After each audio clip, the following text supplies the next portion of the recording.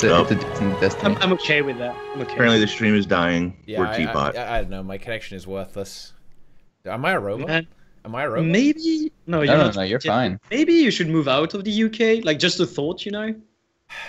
It's usually Spend fine, all man. those Twitch Move money to a getting out of the superior UK just to get a decent connection. I That's honestly like all the Twitch true end money, goal. all the Twitch money in the world when get a good proper connection, man. It doesn't feel good, man. It doesn't feel good. But anyway, we have been brought together to bring TeaTime back, guys. To make TeaTime great again. Okay. Why choose Virgin Media? Don't. The answer is don't. There is no reason to do that. But anyway, guys. Why would you ever choose Virgin Media? Right? Well, I mean, yeah, you don't really get a choice. Yeah, there's no choice, guys. But yes, it is TeaTime. What have we got to talk about today, guys? Well, obviously, the upcoming expansion, guys. Are you guys aware about that? You guys, There's like 3 weeks left.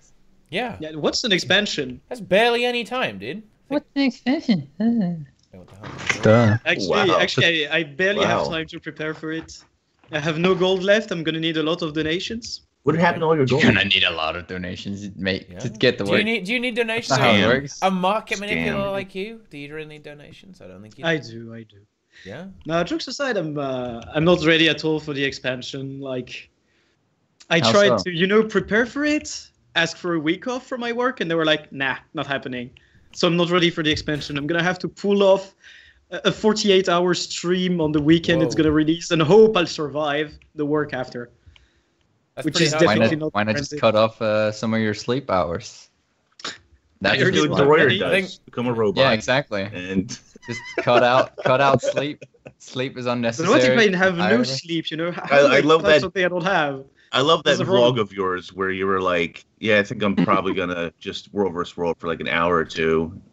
And next vlog, yeah, I played all night. I never went to bed. I finished Good day. Diamond. I finished It's Diamond. fine. Yeah, it's fine. Yeah. I mean, gotta get that Warbringer, right? Yeah, man. It's done now. It's done now. Now I can sleep. I That's got how it Warbringer works. too. I got Warbringer now as well. It's pretty hype, dude. Eh. But yeah, I'm like ages away from it. I don't even have You the need one a- versus you rank. need a lot of those tickets. A lot of those tickets. If you're gonna Dude, get I it. already need 130 more ranks. Like, that's the problem. It's not that bad though now with the With the double up the what's it called, tickets. What is it? Yeah, You yeah. need 2,800. What's that? Divided by 365. You need like 8 weeks now, compared to the 3 months that- initially. If you But do that's- everything, yeah, I just that's it. weekly would. If you fully complete it. Well, you gotta do that. You gotta commit, boys. That's how it Wait, works. If you're at low rank though, that's like 20 hours, maybe like 25 hours even. A Yeah, week. which is why I don't want to commit to it. Like, come on, 25 hours, that's almost as much as I work. That's not okay. Well, I mean, you've got a lot of sleep time. hours to skip on. Yeah. No, I don't. I'm just slinging out some options here, especially with the So what do upcoming you need to expansion, do? 'cause there's gonna be so much other shit. What do you need to do to prepare? Yeah, that's the question I was about to ask as well. Sam, what is preparation? Is a good question. What's preparation for Path of Fire? Yeah. I think that good preparation would be if you have any profession that is currently not 80, you get it to 80. Make sure you have one of each profession Done. at level 80. First point. Then for second point, I would say make sure that each of them is geared to a certain extent. So almost to the meta right now, because it's not necessarily going to achieve that much. I mean, we've tried out the specializations, and nobody has said it would be a drastic change in gear, except if the new gear is good in Path of Fire. So obviously you can't go full legendaries to have legendary for everything, but you can at least make sure that your characters are instant. Well, dude, I would like to see you having 9 sets of legendary armor and all legendary weapons One for day. each of your classes. One day. Yeah. And all legendary. I You're might just be gonna win that. Just win the wooden potato. I might be the contest. only person playing Guild Wars 2 still, Just but win one it. day. Good. Yeah, gonna get there eventually. Every single I mean, character, legendary. if you're playing all 3 game modes, that's actually not that far off. Yeah, Getting- to be fair, it's doable. Getting 9 sets would take you 3, 6, 9. It would take 9 you months tops? 9 months. Yeah, if you're playing all 3 game modes. Deroir style. Ink style, Yeah. it'll take you 90 years. I mean, it's the same for me. According to my pace, I calculated that I needed somewhere akin to 12 more years to reach the 2K World vs. World rank. So I'm not doing it. I'll get there eventually. Wait, what's your pace? 50 World XP a week? Somewhere along these lines, yeah. Like 2 World vs. World ranks a week, and I'm at 200. So yeah. I play on NA, so I just plan on buying every AT that I can every month. So they slap my wrist down, and then I can just start over. Now you're not thinking this things. You want to just play. You want to be patient. You want to wait until everyone else is banned from buying the ATs, then you're the only one left. Exactly. Buyer's market. You gotta play the long game. No, you're the only one who can even enter. Like you just enter and you instantly win. Because there's nothing else. We've already derailed the conversation entirely. But like speaking of the PvP, how far do you actually think the auras are gonna go? How many do you think they have? A we billion. have the ground, the sun, the moon. Are they gonna do 12 and then reshuffle them, or are they changing it every month? Every month has changed. Oh, that's stupid. That's stupid. Which is absolutely extreme. And why not just the crown? I thought the crown was so they changed. Cool. So they changed the crown just like they had to for the raid title achievement when people chase that because they have no way of taking it away from you. No. The crown is still the same thing, right? Right, but only people the people that got it. Only on people in EU have the crown. Oh yeah. Technically, NA people do too, but they're looking at a way to take that away from them. Good luck on that. So that's why they switched it to Sun. I didn't realize they were going to do the whole Pokemon thing, Sun and Moon and Stars and Pikachu and whatever else. You know, I didn't realize they were going the whole spectrum. Aurora. Yeah. With Aurora, you have a whole solar system around your head. That's fantastic. Yeah. The next trinket adds rings. It adds little rings around the moons. Oh my god! And if you don't have the planets, then it's just rings that revolve around your head. It's amazing. I'd get that. I'd get that. Anyways, to take it back. Sorry, Sam. I completely interrupted you. Preparation for Path of Fire. And my preparation I want to hear all the good thoughts. All the good thoughts. I need to prepare. You need to prepare. So yeah, apart from what I have already said, getting one of each profession to 80, gearing it and everything, I would say it's also time to stock up a bit on gold. Like a lot of people have their material storages stashed, and so far within the 2 beta weekends and the stress test, we have seen that materials are going to be acquired differently. So I would say, also have a bit of gold. Having only materials is going to be your downfall. So yeah. I would say that's also a good idea. Do you have any insight or any good tells as to what we should be stocking up on for Well, to be fair, I have already made my investments, and I am not going to be disclosing them, of course, because they're my investments. But I would say that some pretty good ideas you could have would be to look at is important for crafting because, we're getting new stat sets, and obviously people are going to want to craft them. In Heart of Thorns, we've had a different method for crafting inscriptions and insignias. Apart from the old weapon parts, we've had the fact that you need fulgurite for the ascended inscriptions and insignias. And, you can probably expect that something akin to that will happen. It requires karma. It's going to require maybe some of the newer mats, like the carbonized sheets, the blended leather sheets, etc.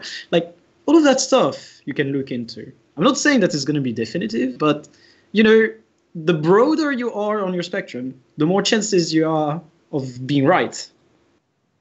So I shouldn't have put all my money in resonating. Just put all your money in everything. Yeah, just buy everything. A little bit of everything. Buy one of each material, guys. No, don't buy one of each material. Just make sure. No, okay, everything.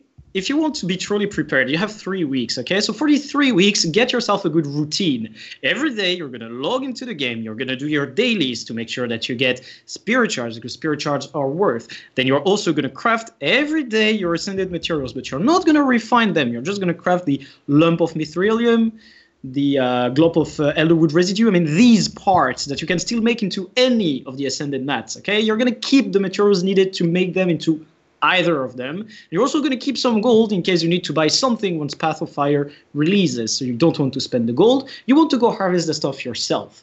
So you take some route guides. There are some on yours to efficiency, if I'm not mistaken, and you just do it. It's going to take you half an hour a day to do everything that I've said thus far, and at least you get some baseline preparation for the expansion.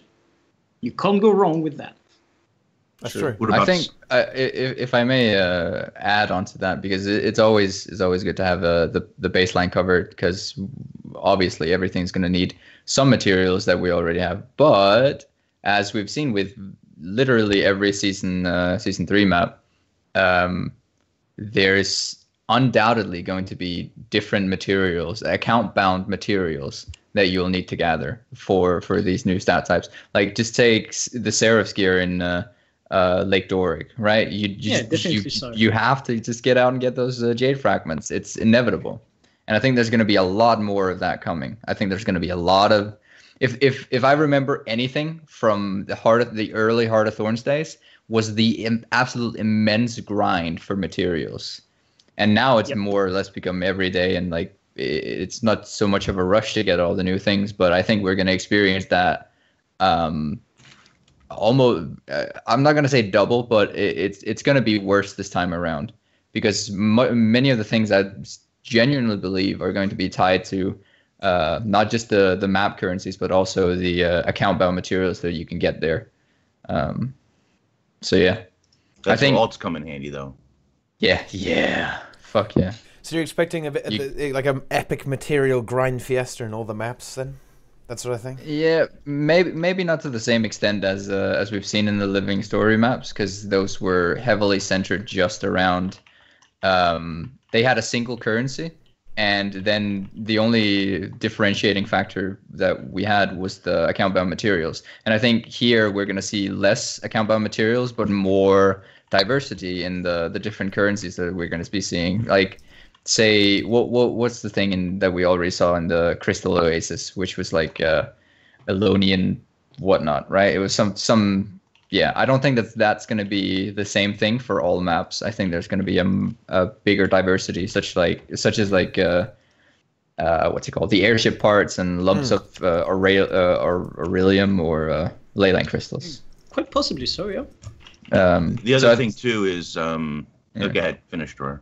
My only point was maybe not invest all of your gold in materials just so far, because I don't think that's going to be the main requirement. Actually, I think gold in general is probably going to be, like you said at the beginning, Sam, is going to be the way to go. You basically just want that number to be as high as possible so that you can accommodate for anything. Buy anything. Buy anything you want. Yeah. Or if you have patience, sell it at the highest price, because there will be a feeding frenzy.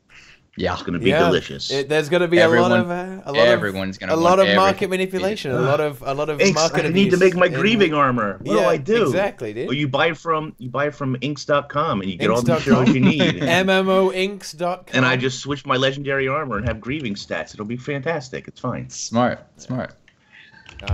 So Sam, do you see, you are our resident economist here. Do you think? Do you foresee any changes? Do you think Arena are going to try and make any changes to the way the game's economy is right now, or are they just going to leave it as it is and keep it? No, going? I do believe some stuff is going to change. Like, it will have to, because, well, a lot of people are complaining about some prices. As we have seen, our #1 favorite economist has left ArenaNet quite a while back. Like, I don't know if you guys caught on to Reddit, because it was while we were at Gamescom. Yeah, but John Smith has been gone for a while. And the thing about that is, necessarily, the next person to come in line for the job will want to fix some of the market issues that are most commonly hated by players. The problem, however, with that is that players don't realize that some prices are good. So everyone's going to want Mystic coins to go lower in price, and I don't. Not because I have a lot of them, but because it's worth having them at that point. No, it's worth having them at that price. No, I agree. People don't realize saying that other when people they are log wrong. in, when people log in, they get free money. It is good. They're completely fine. Yep. Also, they're basically the only material left that's holding up the price of legendaries. Quite so. I mean, there's that. Tier 6 materials are as well. Like, we must agree on that point that Tier 6 materials do as well. It's just that if Mystic Coins go lower in price, all of those, all the skins, everything will just crumble. Yeah. All the And tier that's 6 retarded. materials combined still dwarf the amount that Mystic Coins are holding it up. So, Definitely. I mean... Mystic Coins are really expensive right now. They're what, 1.6 They gold are. right now? 1.6 insane. gold? Great, that's fine. I mean, I think- it just strikes me as really unusual. Like, why is the price like that? I mean, like, they're not even Hoarding. that hard to get, right? People are just I don't know. hoarding People are them, just that's all. very impatient. They can't wait for their Mystic No, Coins. people are just hoarding it. Like, okay, think about it for a second. What will the average player do when he logs in every day, every week / every month? He's gonna get his bags of Mystic Coins. He's gonna open them. He's gonna go play the rest of the game, and then he will click deposit material. And then on the day people will want to get Mystic Coins, they're gonna look at the trade post and be like, oh, so expensive, yo. But then again, on a monthly basis, you get so many of them that if every player listed them instead of just depositing them, we would have a cheap price. But the thing is, I think at this point, all players know that Mystic Coins are going to be used for new things as well. They're literally the track record for Mystic Coins is that they are being used for literally everything. Everything cool is got Everything Mystic cool Coins. that people want. Right, needs but the Mystic solution, Coins. the solution why going not forward just keep then, them? right? The solution going forward then is to not use them in every new recipe then, True, but because I mean, the solution that is could not to be. inflate the market with Mystic Coins. That doesn't help anything. The hoarders continue to hoard. I think it's more important to put that's some value onto some of the other materials in general. Sure. But a but lot of that is done via fixing recipe cost, right? Look what happened when Heart of Thorns launched. Leather was worthless before HOT. So why did it become so valuable in HOT? Because they changed the way the recipes worked, requiring more of it everywhere to the point where the market just got bought out. Yeah. The thing is, there's, and I think that's kind of some of the reasoning behind the early iterations or the early implementations of the Mystic Coin is that it's a very pure material. There's almost only one way of getting it, and then there's like scattered here and there. You can get lucky, whatever. But there's only one way of getting it, whereas everything else can kind of be farmed in some way, shape, or form. Yeah, So it's I a mean, very technically, you can compared farm to them. like Technically, you can. yeah. But, I mean, to- just go play PvP, World vs. World, and you're gonna get them. you're Like, better do off your playing daily something else fractals, than like buying you do something. get them by You get them playing the in- game. In the challenge modes as well, right? Yeah, you get them from doing. Yeah, you do get them in the change modes. Like if you do the daily RNG fractals every day, you are getting some as well. And Well, you have the in chance fractal to. encryptions, no, in the daily fractal chests, you have some. Not only from completing the challenge modes, but also in the daily chests. So, like, most definitely, you can get them. There's It's definitely down to you. content you can True, do but to try like and- compared to something like say the lodestones, right? The max tier lodestones. Those you can go to a specific mob and you can just grind that shit. Regardless of that, they're still at like weird values because there are more of one mob but or more of whatever. Right, but the Um, drop rate, let's say charged lodestones, because those are the best, right? Are they the best still? Probably. Yeah. They're still the best, but the drop rate is that- terrible, That that's might why they're change the with best. Path of Fire. No, that Yeah, but there's will a change conversion with Path rate, of though. Fire. Yeah, but the Yeah, there is a conversion is conversion not, rate. is not that awesome. That's why their value maintained. Not that, and they're not used. No. quite as Their often. the reason why Their their value value is maintained is because they have because- use. Yeah, they are the only ones used for the coolest legendaries and the coolest things. And The rest coolest of them skins, use like, the rest of them are low price because not a lot of legendaries use them. Not a lot of cool skins use them. Sure, Like that's fair, the but Infinite Light and Sunrise they and drop Bolt. a lot less as well. So it's a. I mean, it's, all in I'm all, pretty sure. I'm pretty it's a sure it's factor the of same both. for all of them. I don't there know are about cheap that. ways to get them until recently. Like, I don't know if you guys realize, but like whomever the economist is at the moment, he's doing an amazing job at re-releasing Maybe not nobody. only old skins and everything, but also materials. Like a lot of people with the Living Story 1 boxes were like, oh, I'm gonna buy all the jetpacks, I'm gonna buy all the skins, I'm gonna buy all the everything. But the other thing that you could have done was just to buy the salvageable materials that came from there. Like, just saying, the fueled salvageable metal scrap or the otherwise salvageable metal scrap. These give you not only a lot of Mithril and Orichalcum, but also charge lodestones, other lodestones. You had access to a cheap way of getting a lot of them. Like I personally salvaged, I think, 10,000 of each. Holy shit. Something along these lines. I mean, yeah, dude, like when you right-click salvage, it's very easy. And obviously, I made some slight profit there, and I'm completely fine with that. So, you know, I'm seeing a lot of comments. People have this weird perception of legendaries that they should be easy to get. They're already a joke in the game. They're already a joke, quite literally. Oh. And Some of them. Wow. people are like, I need to farm my dailies for 10 months to craft a legendary. Of course. I mean, first of all, what is wrong with that? Not that farming dailies is efficient in any way whatsoever, but what is wrong with that exactly? That it takes you 10 months to get a legendary. It's supposed to mean something. The problem is they mean nothing in the game. But I think that's actually all right, because they do mean something. They don't mean something in terms of skin or of like the prestige of having them, because that's long gone. That's preposterous. We've had the basic legendaries for 5 years, and in these 5 years, a lot of people have had a way to acquire all of them. And if you still don't have all of them, join Wooden Potatoes contest. You can get them. I'm not paid by Wooden Potatoes, but yeah. And but you are brown nosing, so it's all right. Yeah, but like all in all, these have been there for a very long time, and the only value that they have is that they are slightly better in low-level content, and also that they have the stat swap, and for the legendary armor, the rune swap and the infusion swap, and that by itself is worth so much because you are future-proof. In Guild Wars 2, they have already said it, you won't get a higher level. They won't raise the level cap. The only thing that can go upwards in terms of progression is masteries. And each time there is an expansion with new stats of sets or a leading story episode with a new set of stats, you can, with your legendary weapon, have access to it immediately. And this is the true value of legendary weapons. You're future-proof. You will never have to worry about grinding ever again once you have them. You're fine. And I think that in itself justifies completely the grind for it. Oh. It's literally the best item.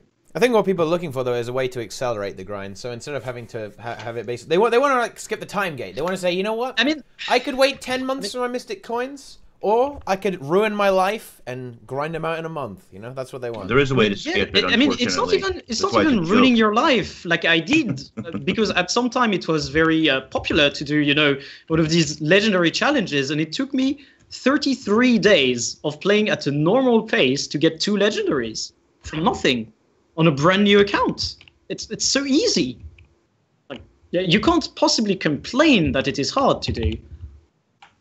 No, I mean, it's not easy. It's just grind. It's what grind is. It's just the worst part is doing map completion. The worst part is map completion. No, the worst part is map completion. I can't, for the love of God. You'll get mounts soon. That'll be even easier. Yeah, mounts, man. You mean map so first of all, if map it's not gonna help me do the hearts. The hearts. If map completion is really a thing, hold on. If map completion is really a problem, go download Taco. There's a world completion overlay. Turn your fucking brain off, because you won't ever have to think again. Quite literally, just go do that. World completion done. Yeah, I know that there is such things, you know, to make it easier and faster, but even so, it literally bores the hell out of me. Even when I watch a series next to it or something, I can't. I just can't. Well, that's not a fault of the system necessarily. That's just no, that's not the fault of the system. It's just that I hate doing stuff that requires no brain. Hello, Deroir. What is this? What is this rune? This panda rune or something? It's a panda hat. Panda hat rune? I don't fucking know what it is, but it looks funny. It's one of the to bring the topic back a little bit. Sorry to cut it short from the legendaries, but that's one of the 10 new runes coming to the game. 10 new runes. Oh. What? Yeah. Okay. Is it a panda or a frog? I don't know, but it looks funny. It looks like a panda hat. You're giving out information that nobody else has. What are you doing, Deroir? Oh, Deroir. What are you doing, Deroir? The only thing for me is that I can count, apparently. Wow. It's on the wiki. Is it a Soul It's Beast on the rune? wiki already? Damn. Yeah. Oh, Remus is in before. That's funny. Major expect spoiler, let's go. Yeah. Oh, Well, that's yeah. what it is. It's the rune. So I don't know. I mean, we'll see if they add mystic coins. Like one of the things I saw on the new map of the Oasis, right? You know, opening those chests, it gives you like a shit ton of loads of things, right? You can get mystic coins in those things. You can get charged lodestones. You can get the expensive shitty leather. So they're gonna throw this at you as you go. In the Magic warp bundles stares into your soul, Teapot. Yeah, but the Magic the, warp the, bundle the, did that. the RNG was did- kind of shitty though. I mean, like. The drop rate on them is, I don't know, sometimes I get really lucky. Like, I'll have a streak of, like, holy shit, these things are amazing. In, like, one day of World vs. World, I get 3 Ascended crafting materials or something. And then the next day, I'll get, like, fuck all, just, like, 2 linen scraps every single time. Like, well, It's okay. about opening in You know, mass. But like okay. If we're talking about bag openings, have you guys even completed the hearts in Crystal Oasis? They literally throw every material at you. Yeah. You get to choose. Which is why I said that you should not invest in materials before the X-Pack. Yeah, 'cause However, they might we be should everywhere. also think about the fact that maybe all that we're seeing right now will not be the rate at which we get them once the expansion launches. Like everything that we've seen thus far is beta, stress test. All of this can be adjusted by changing just a number somewhere in the code. True. Yeah.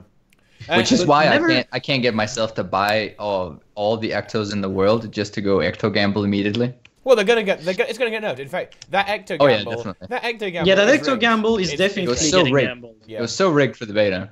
It's so obvious. Everyone was winning, like getting 2K, 10K gold, no sweat. I don't know. It was free money, man.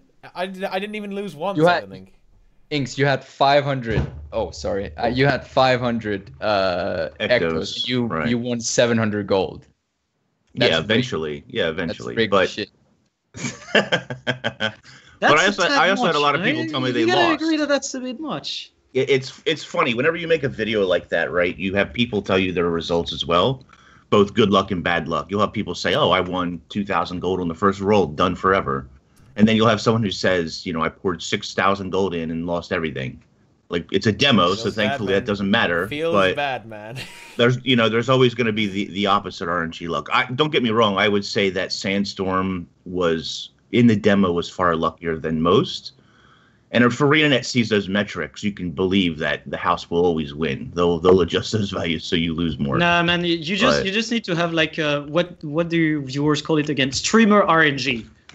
That's all you need. My streamer I don't- RNG is bad. Okay. Yeah. My streamer Okay, so is I Ecto Are you sure you gambled. bought gems this month? Say, look, Rima lost 15K during the stress test. Whoa, Whoa, damn. that's Whoa, pretty violent. whoa, That's I would kill myself. I would just. Wait, hang on. Guys, yo, Come on, do not say stuff like this. Yo, Come on. yo, Sam. If Yeah. if Yummy sold all his Ectos, what would happen? If Yummy sold all his Ectos, how many does he have again? Yummy, how Like many what? Ectos do you have? He has like bank tabs 20K? upon bank tabs. 20k, 25k probably he has. Less than that, most definitely. He has a lot of, I don't know, he has a lot of Ectos, dude. No, because, okay, this actually happened before, I think 2 years ago. On the official Guild Wars 2 forums, you had this one topic of one dude who was scared shitless about the Ecto market and who wrote, guys, someone just listed 50k Ectos. Is this an indestructible wall that will set the price forever? He actually asked that on the forums. And then John Smith came out with actual statistics and data, and he said, given the price at which the Ectos sell, it won't take longer than 2 months for the wall to be broken, and it actually didn't take longer than 2 months for that wall to be broken. 50k Ectos is nothing in the eyes of the entirety of the game population. Like, for example, if every person who did their daily crafts would buy the Ectos for them, you would get like what? Let's say maybe 25k people are motivated enough to do their daily crafts. That's probably less than the actual number. And you need just 4 Ectos. Let's say that they don't grind them, so they will buy the 4 Ectos. It's just 1 gold 20, right? It's nothing. But that's already 100k Ectos bought. Just to give you an idea of how fast the market can move with just a few people. And then you have so many other people who are going to come back for Path of Fire. So obviously, the Ectos are going to be eaten up price-wise, unless the map throws them at you, of course. But otherwise, the price will just go up. And when the price reaches a certain height, we're going to get to the point where Ecto gambling is actually worth it. Back in the days where Ectos were nearly 50 silver, if you were Ecto gambling, you were actually winning money. Because the Ectos were so expensive that they made up for the loss of gold. So the market is extremely well regulated, and everyone who says like, oh, but it could crash, oh my god, market manipulation, just have no idea of how much power the player base has over the prices. It's the sheer numbers of basic people doing their basic stuff will always throw out whomever tries to break a market, control it, crash it, or whatever. Always. Can be sure of that. It's good to know. So Yummy is power. So he may have a lot of Ectos, but it's just not enough. He doesn't have enough Ectos, is what you're telling me. There's no. That's really what I'm saying. He says he has 15. I love how you're turning this to drama. He is 15% of the Ecto market. 15% of the Ecto market. Yeah, but what like everybody, so many other people like him are sitting on that. That's what raid selling does for you guys. You get 15% of all Ectos. It's crazy. It's insane. It is pretty crazy.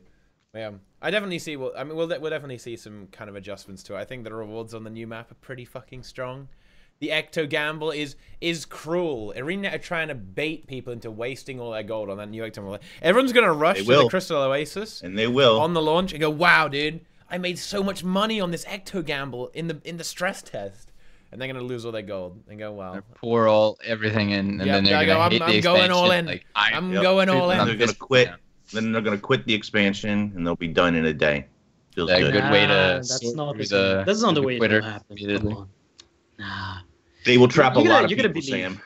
No, you're gonna believe. Like I some do believe. people will lose they money. will trap a lot of people. Yeah, but it's always the same. Whenever there is a new gamble, man, it's always the same. Whenever you have an opportunity to gamble, some people go, yeah, it's fine. That's part of the game. It's all right. I mean, no, it's a terrible part of the game.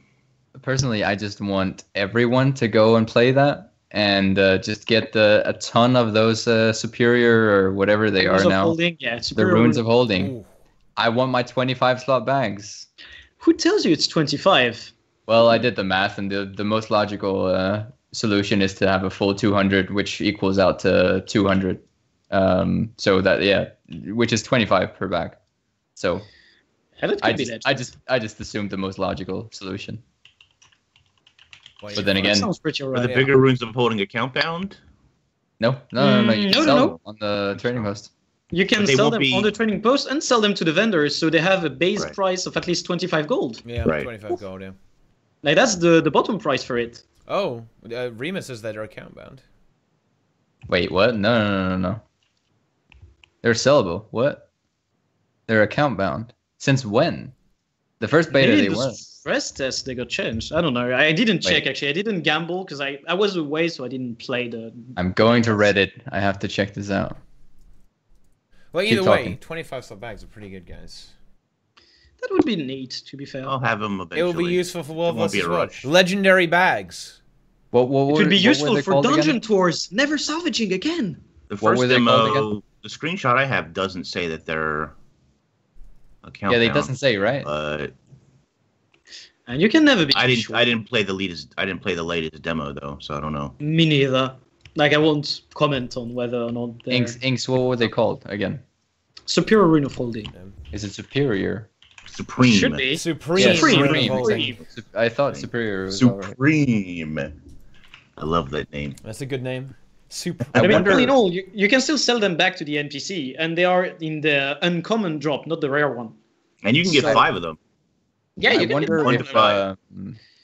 wonder if they're gonna add it to the fractals, because they already have every bags type in there. If they do, they should make it really expensive, I think. They should make it cost a lot of pristines, and like technically they should make it the ascended rarity bag, because like so that ascended drops or equipment goes immediately into it. If you see my point. Yeah, I would hate that, but yeah. Bag. That's what would make sense. I always hate that. I always hate that system because I have a completely different system in my inventory from that. I don't want specific things to drop in anything. I want to have my system. Man. I'm a simple man. I have an invisible bag at the top with my stuff in there, and that's it. Apparently, I spend my time rearranging it. Apparently, the game link says they're account bound. Maybe they become account bound once you get them. It's just not. The tooltip for the roll doesn't express that, but maybe once it's in your inventory. Supreme Rune Hoarding. Like Rima has a game link right here. You can look at it in the game. Oh, okay, that's why. That's pretty good. Game link. Yeah. Well, with regards to fractals, well, in general, it's old currencies. Wait, well, it doesn't say. It doesn't say it's account bound. Wait. When you're linking it in game, it just says used to craft blah blah blah, Elonians blah blah blah, and then it's 25 gold. So it's sellable. There we go. It should be sellable then. Solved. All right, Teapot's on it. I can see it on stream now. Yeah. I don't know. But anyway, with regards to like old currencies, do you think they're gonna? Are you gonna be able to spend anything with fractal relics? I mean, fractal relics are just piling up at this point. I think if I mean, you can already do stuff with your fractal relics if you're clever enough. There is gold to be made there, but that's for clever people. It's not really that much compared to the time spent. But anyways, I think if there's any group at ArenaNet that's likely to constantly evolve with the times, it's the Fractal team. And I think there's definitely going to be something, at least maybe not on launch, maybe not the backs on launch and stuff, but there will be something eventually. Teapot and I we talked with Mike on at Gamescom. At Gamescom, that was neat. And he said that, I mean, speaking of fractals, he said that they were looking to tell new stories. So it's on the table, I guess. Yeah. But a lot of things are on the table. Like, I want a table as big as this one. Yeah. Gigantic table. A lot of a lot of things also happened in that games coming in there. Like, we also heard that the fractals, at least the challenge mode fractals, are kind of being put on hold a little bit. Feels bad, man. What? Why? Yeah. Did they say why? I guess. Well, no, it's just that you're gonna get a normal mode one instead. They're not gonna do challenge mode every time, guys. Feels bad, man. We're gonna have some easy mode. We're gonna have another chaos fractal. Feels bad. No challenge mode. Nothing to farm every day. What a disaster. Well, all they had to do is tie something cool, some other cool stuff to it, and then you can still farm it. I mean, sure, it may feel bad that it's not challenge mode, but if there's at least one cool boss or something, maybe it's not as long, or maybe it's just not as challenging. I don't know. I'm not completely opposed to it. I think challenge modes are awesome, but I don't think necessarily that all of their development time should go towards that. There should also be. I think the logic here is that fractals is the stepping stone to get to raids, and I think a lot of people, like newer people or even veteran people, that are kind of lacking on the mechanics for the raids, kind of need something to kind of what's it called, a step ladder or whatever, like a ladder system where they kind of build up their skills. A stepping stone. Yeah, is that what you mean? Whatever, you guys understand. The exactly. skill ladder. Yeah, the skill ladder. The skill ladder. And I think that's it's healthy for the fractals to also have new and diverse. I accept that we can't have a challenge every time. I accept we can't have a. I don't accept it. You're not playing him anyways, are you? Well, I'm sorry, but you know, I don't see. I feel like it would, in a perfect world, and I realize we don't live in that world, right? I realize Tyria is not that world, far from it. Of course it is. Come on. But I feel like, I don't know. I feel like there would be so much more. I don't know that replayability is the right word, but I feel like there would be so much more to it if I could have a regular and a CM of every fractal. Now, don't get me wrong, that catch-up is going to be painful, right? Yeah, it's going to be huge. It's a lot of work. I get that. I really do understand. And I know that there's a lot that still need to be reworked, and who knows if they ever have intentions of doing CM for some of the older ones. But going forward, if you make a new fractal, why not make a CM mode at the same time? Because some of it is basically making new two mechanics. fractals. Yeah. Yeah, I mean, if you look at the last one, I don't buy the two fractals things. No, but New like, mechanics for sure. you gotta accept it, because I mean, obviously they're gonna reuse the assets, the models, and everything. Yeah, yep. But the mechanic wise, like just once, I did the 100 on normal mode, and I was like, what is this? Because I literally had never seen the mechanics before, and I was like, wait, that's not 100. That's completely different. I was like, where is my eye? Where is my my anomaly? Where's the stuff that I want to do and I am used to? Obviously, it was not there. Yeah, but I think that's good. I think it's a good thing. I think development time wise, I'd much rather appreciate an in between kind of situation, in between the challenge mode and the regular mode, because most people, like after the challenge mode comes in, most people don't play the regular mode, and it's basically just a dead fractal to me. Mm-hmm. I will never touch 100 non-CM ever. Yeah, of course, again. obviously. Same with 99. There's no value to it to me, and so if they kind of just if they've just focused their resources on an in between kind of situation, I wouldn't mind personally. Okay, but so. I'm much worse at the game than the rest of you guys. So for me, I never do CM. Yeah. I never do CM, ever. I do regular mode all the time. Because finding a group to do CM is just too much of a hassle for me. And to be fair, you know, some of the bullet hell and stuff that exists on the new one is just, it's too much for my brain. To be quite honest, I just don't have the skill. So, I don't know. I think there's a market for both ends of the spectrum there. And as you're progressing, like you said, you want a middle ground, which is fine. You want like a difficulty between CM and what it currently exists, and that's cool.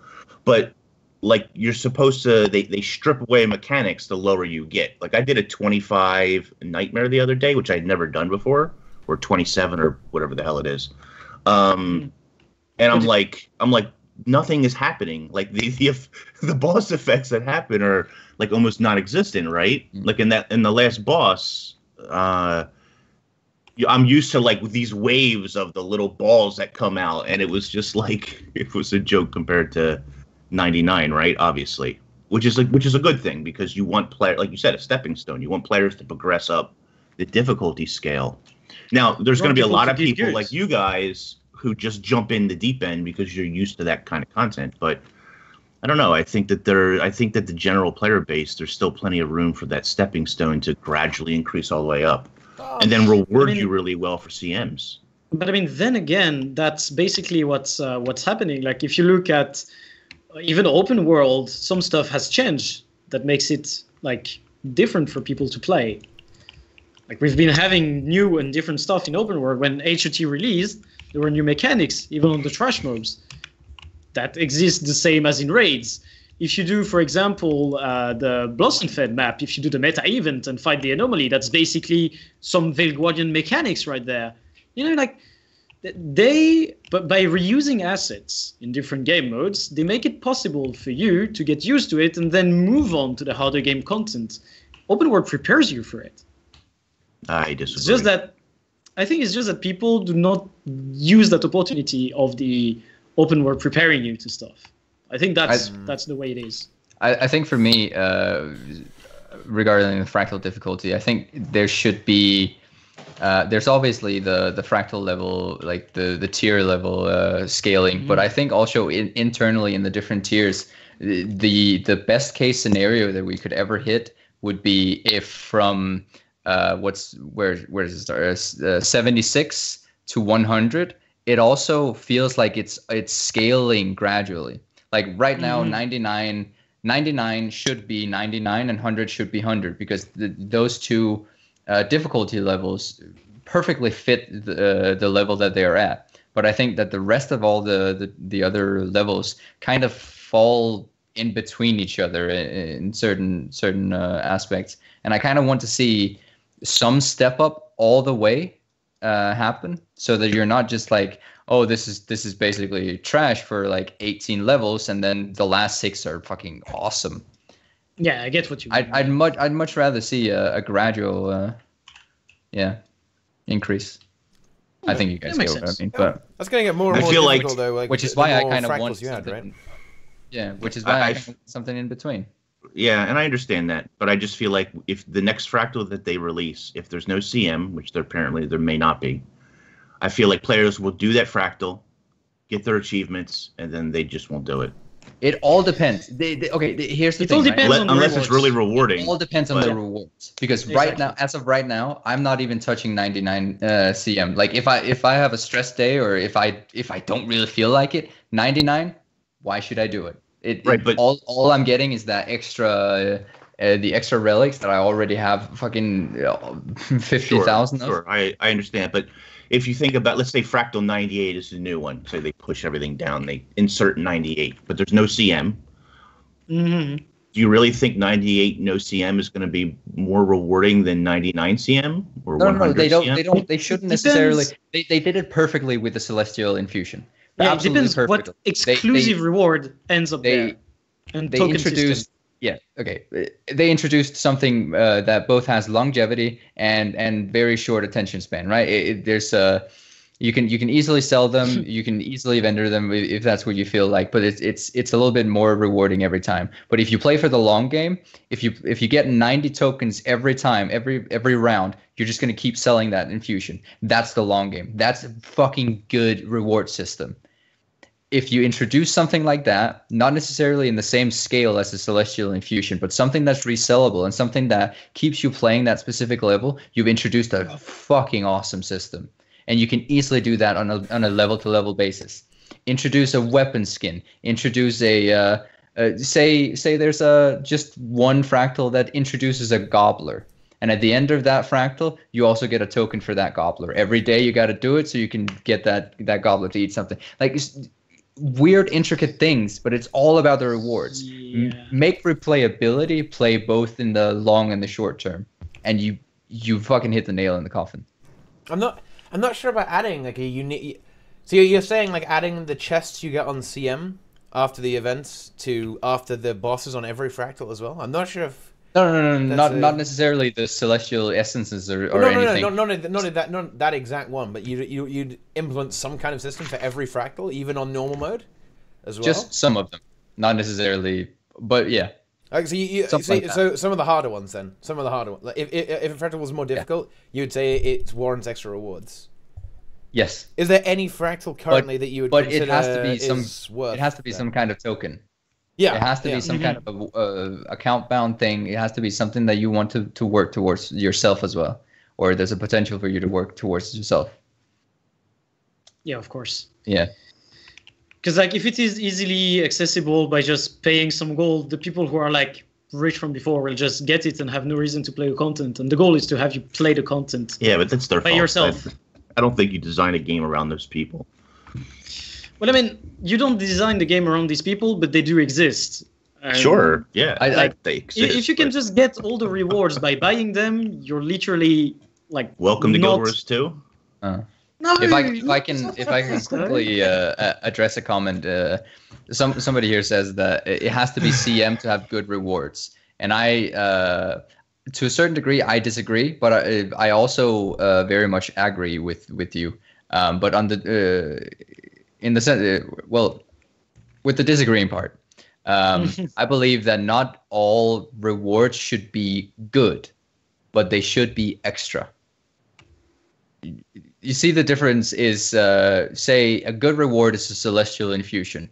An extra thing is a token for something that you can sell for a guaranteed token, or an RNG amount of tokens that you can sell for something gold related, or you can exchange it for fractal relics or stuff like that. That's extra. It doesn't necessarily have to be 100 gold. It doesn't necessarily have to be 1,000 relics.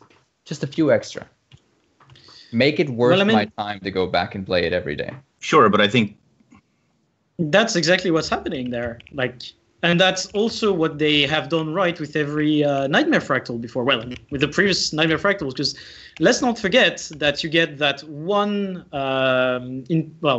is it Infused Matrix? Or I don't remember the name right now, but when you have 20 of them and 3 + 9 infusions, you get a stat infusions, like that item. that I don't remember the name of right now, but Yeah. that's something that's well done because you're going to want integrated. There you go. Because you're going to want at some point to gear your character like with best in slot stuff, and you're going to want that infusion. Then you're going to actually need it, and well, obviously having one of these items per day by doing your Nightmare Fractal is worth.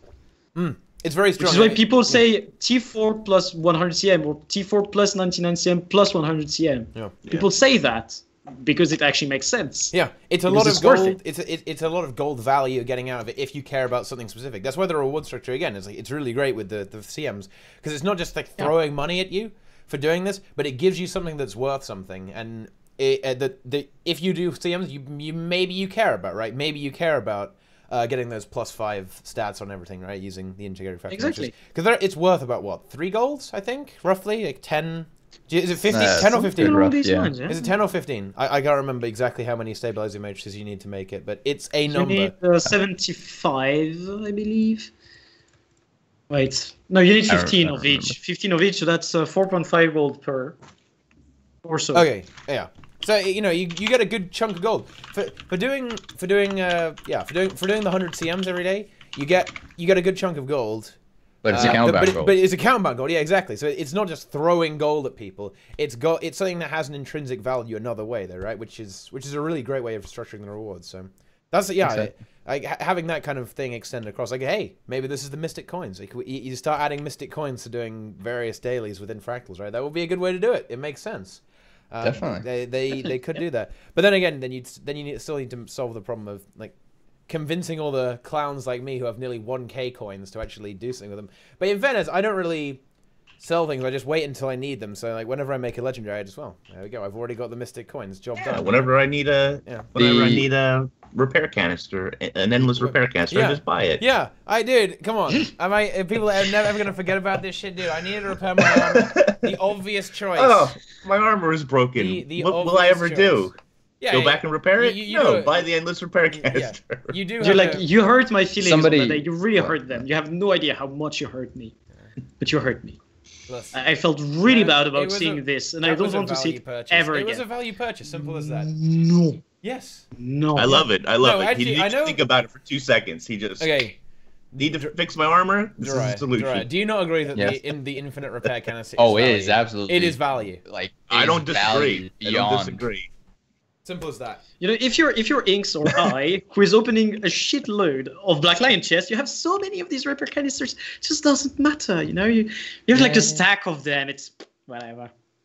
Then there's us that don't buy all those chests. Yeah, we gotta get by some other way. You are with the infinite stuff. Trust me. We never have to buy any chests anymore because we already have. Can you get Mystic Coin? Can we just talk about Black Lion chests actually? Seeing as we've kind of segued onto some stuff about the economy and gems. No, wait. I have one more thing to add to the potential of. Do it. Somebody mentioned this in chat, and it sparked my memory, because this is one of the things that I want to see the most in new Fractals, and it's completely account-bound stuff. Guild decorations. Add guild decorations to specific Fractals, and I will do that thing over and over and over and over again. That's basically what we have right now with the male and female Norn Holo Dancers. We need more. Yeah, and the Solid Ocean shit. We need more. We need RNG though. Like, no. Give me different things. Give me I was sorely disappointed actually that 100 CM also had Solid Ocean things. I get the reasoning. It was easy. Blah blah blah. I really genuinely believe that they should add some of the Fractal things, like something from the Mistlock Sanctuary or the Mistlock Observatory into the decoration system, and fucking throw that thing into a Fractal. I would do that thing every single day. We need to fuel Deroir land. Come on. Yeah, and I would pay other people he wants an extension to get those rewards. He wants an extension on his guild hall. He's done with the Jade Sea stuff. Exactly. I need more Fractal decoration. Don't we all want that, man? He needs to build Chaos Don't we all World. make guilds and buy guilds to have better guild halls? Like, exactly. Yeah, even Salt is upgrading us. Can I throw some shade here real quick to try and make it go faster for all the Salt people? Okay. My solo guild is level 53. Salt is lower than that. Yeah, Get on Wait, it, so boys. which level You're is fucking Salt at? slacking. like 45 or something. What? Come on, even mine is higher. Well, not Fucking mine, slack but boy. even it's some of mine are dude, higher simple than as this. that. Like salt, like the L and salt is for leech, guys. Seriously, what do you expect? Like they're not gonna donate to the guild hall, okay? Apparently Even not. I donated to it. Okay. Not because Doesn't Kevin seem like- threatened me, but you know, I donated. I had valid reasons. Kevin threatening people. Well, now that I have met him, I'm no longer. I don't no longer feel threatened. Like it's okay. The dude's a dwarf. It's Now that fine. you've hugged it out, it's fine. All right, sorry. Yeah. Let's go back to the other topic. Black Lion Chest. You Black apparently Lion wanted to chests. really talk about that. What the fuck? And I I haven't Man, they're been good. one in that's actually a lie. I dropped a key from a World vs. Worlder the other day. I thanked him in a chat as well. And that was great. It was great. No, that's BMing. script. No, that's not fine. That's not nice. You're Absolutely literally hate making that. fun of the poor dude. Yeah. I took his key from him. so What would make it worth opening? These Well, I chests? want to hear what Teapot has to say because he seems Yeah. unhappy. guys, you know, the Blackline keys were on sale. Okay, they were on sale, and I knew I was going to do this anyway, so I'm not really that salty about it because I was going to do it because I want the boosters. I want the boosters for World versus World and also going into the next expansion, so I can just insta unlock all the masteries with the extra XP, right? Mm-hmm. So I bought 100 keys, guys. I bought 100 keys. That's rookie numbers. I But know good. it's ridiculous. I'm gonna buy more anyway. I know I'm gonna buy more because I didn't get enough boosters. I got 100 fucking keys. I got 26 boosters. Fuck off. Well, I- Buy yourself a candy corn gobbler. no, I want to stack all the boosters No, up. it's an extra. It's an extra. Oh, you want the? No, I want the Black Lion booster. 100 Okay. keys is no And joke. I don't know. The amount of worthless shit I got out of Black Lion keys like genuinely disgusted me. I mean, what is going on here? Like, why are there revive orbs in the fucking Black Lion key? Why is there repair canisters? Revive orbs are so relevant to regular players. Why? Doing 100 CM, you can actually use a revive orb in the middle of the fight and come back to help your team. To the average player, these are so useful, Teapot. Just don't look at them with your eyes full of elitism.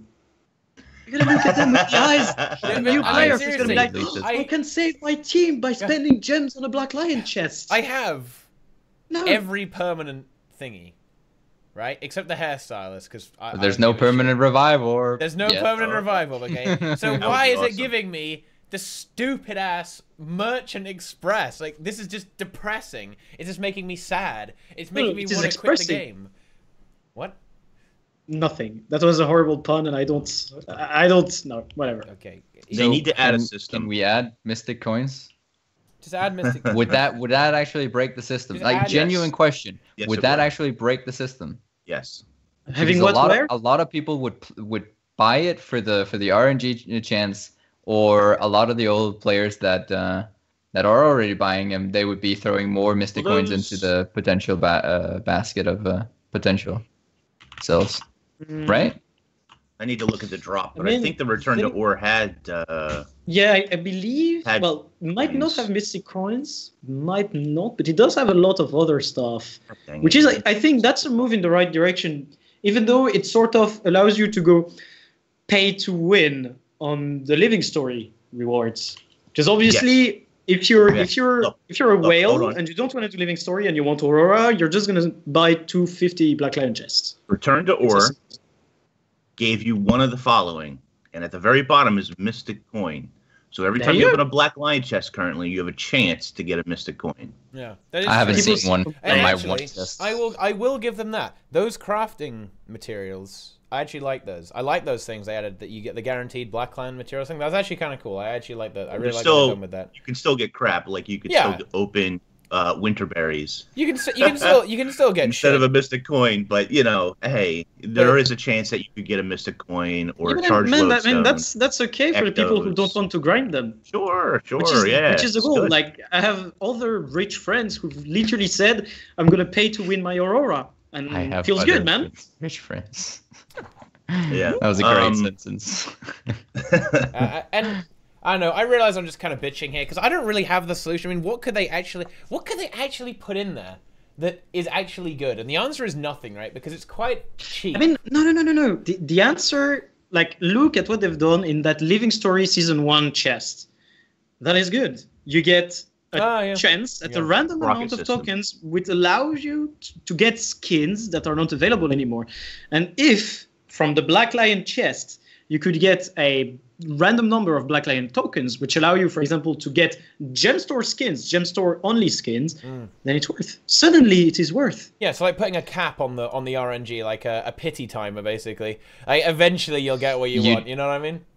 Yeah, but at the same time, you do realize that for the whales, at some point, that's gonna turn into if you add a steady source of those into something that they're already buying, you're eventually gonna make all the things worthless in the vendor. True, but then the things that you can buy with the sprockets, even the molten jetpack. But that's the case for everything in the game. You need to realize that everything in the game is basically like this. If you make that long term, you're eventually in 3 years' time going to be looking back and saying, this is basically just like the revive orbs. I don't want any more of these sprockets. This is garbage. Can we throw them out? So I think you don't want to introduce another token that just has the potential to turn into the same shit that we already have. So I've actually, obviously, I've done a lot of videos on Black Lion chests trying to keep up with them. Now I open about 75 a pool, which is less than what Teapot opened, obviously, sometimes less than 75. But I feel like there needs to be 2 adjustments made to Black Lion chests. The first adjustment is, in other games, I'm not sure if Final Fantasy XIV does this, but there's a number of MMORPGs out there that have these RNG boxes that have a luck bar. And every time you own one, it pings a little bit of luck into there. Luck. When that bar gets to a certain level, it automatically gives you rare or better item. Does it reset then? And then it resets. Okay, right? Okay. But it doesn't diminish the already existing drop rate. So for people who don't know, the current existing drop rate is about 10% on every Black Lion chest that you open. It'll be uncommon or better. So in about 25 keys, you'll see about 2 uncommons or better, maybe less than that. But that's literally stacking the odds, what you mean right now. It's an odd stacking system where for each time you don't get something, you have a higher chance of getting something later. But that's like sort of counterproductive because you want people to be addicted to the system. And some people are just going to you go push towards the highest odd, get something good, and then stop until they get another opportunity to get for cheap to the next thing. So basically, right, but people will just go for keys when keys are on sale, and you don't want that. You want people to buy it all the time. Rarely on sale. And not only that, but if you continue to introduce specials into the chests, which they have been, and now they have a rare category to get a special chest, which sells for about 300 gold currently. That price will fluctuate, obviously. But the more that they update those, you want that elemental sword, you want that ghostly glider, you'll keep buying until you hit your threshold. Like one guy spent $150 to not get an elemental sword. No. So every time they change that chest, people will buy to their luck cap. If it takes them 50 chests to get there, then ArenaNet has sold 50 chests they would have normally sold to some people. Now, if you're a whale and you're doing this and you're opening hundreds of chests, of course this doesn't apply to you, but you're the top 1% anyway. So for me, that's one thing that needs to exist because the drop rate for uncommon or better is terrible. And like Teapot was saying, you open 100 chests, you get a whole bunch of pile of crap that is worth nothing, and you just wasted your gems. That's why people don't buy Black Lion chests. It's a waste. Even if you look at the uncommon or better category, let's say I got my uncommon or better, I hit my 10%, woohoo! I got a die kit that now has a 1 in 25 or 6 in 25 chance of giving me something worth more than 10 silver. So I got my uncommon, I hit my good goal, and now I get shit on by RNG again because I got 10 silver out of my uncommon drop. Fucking fantastic. That's great. Good news, everybody. It's terrible. It sucks. So they need to adjust. They need to adjust the number of these drops that exist in there. The other thing is for the niche cases or for the people who have the unlimited things, there needs to be some sort of exchange system that allows you to exchange the top tier of Black Lion chests, which is Bank Express and Merchant and blah, blah, all that crap, right? that if you have a permanent version, it allows you to trade that for something that you don't have a permanent version of. And if you have a permanent version of all of those, then it needs to reward you with something else. Maybe you can exchange 5 of them for a Black Lion key, or 10 of them for a Black Lion key and go again, or something like that. So some kind of system that allows you to reroll. Step back for a second. What did you suggest that you were getting if you had the permanent thing? So right now, the only things in Black Lion chests that you could exchange, let's pretend for a second they put the sprocket system in. But you would only get sprockets on items that are account bound, that you can't sell in the trading post, that you have a permanent version of. But how many items fall into that category? Not very many. Nope. It's a few, though. It's a few. Right. It's a few. So it's the Merchant Express, the Mank Express, and so on. Those are the only items that fall into those categories. Everything else is either sellable in the trading post or has no permanent account-bound version of it. Mm-hmm. That's true. Well, wait, can we step back? Because I didn't understand the people that had the permanent things. Right. So let's say you're MightyTeapot and you have a permanent repair I get the system, but what would you suggest that people could exchange that for? For another key? Right. No. He said the other key for the people that don't have it. No. You have an option of exchanging those items for items you don't have a permanent version of. So let's say you have permanent bank, but not permanent repair. So you got to have 250 repairs to exchange it for a permanent repair, say, or what? No. No, I'm not talking about giving you permanent versions. No. That'd be bad.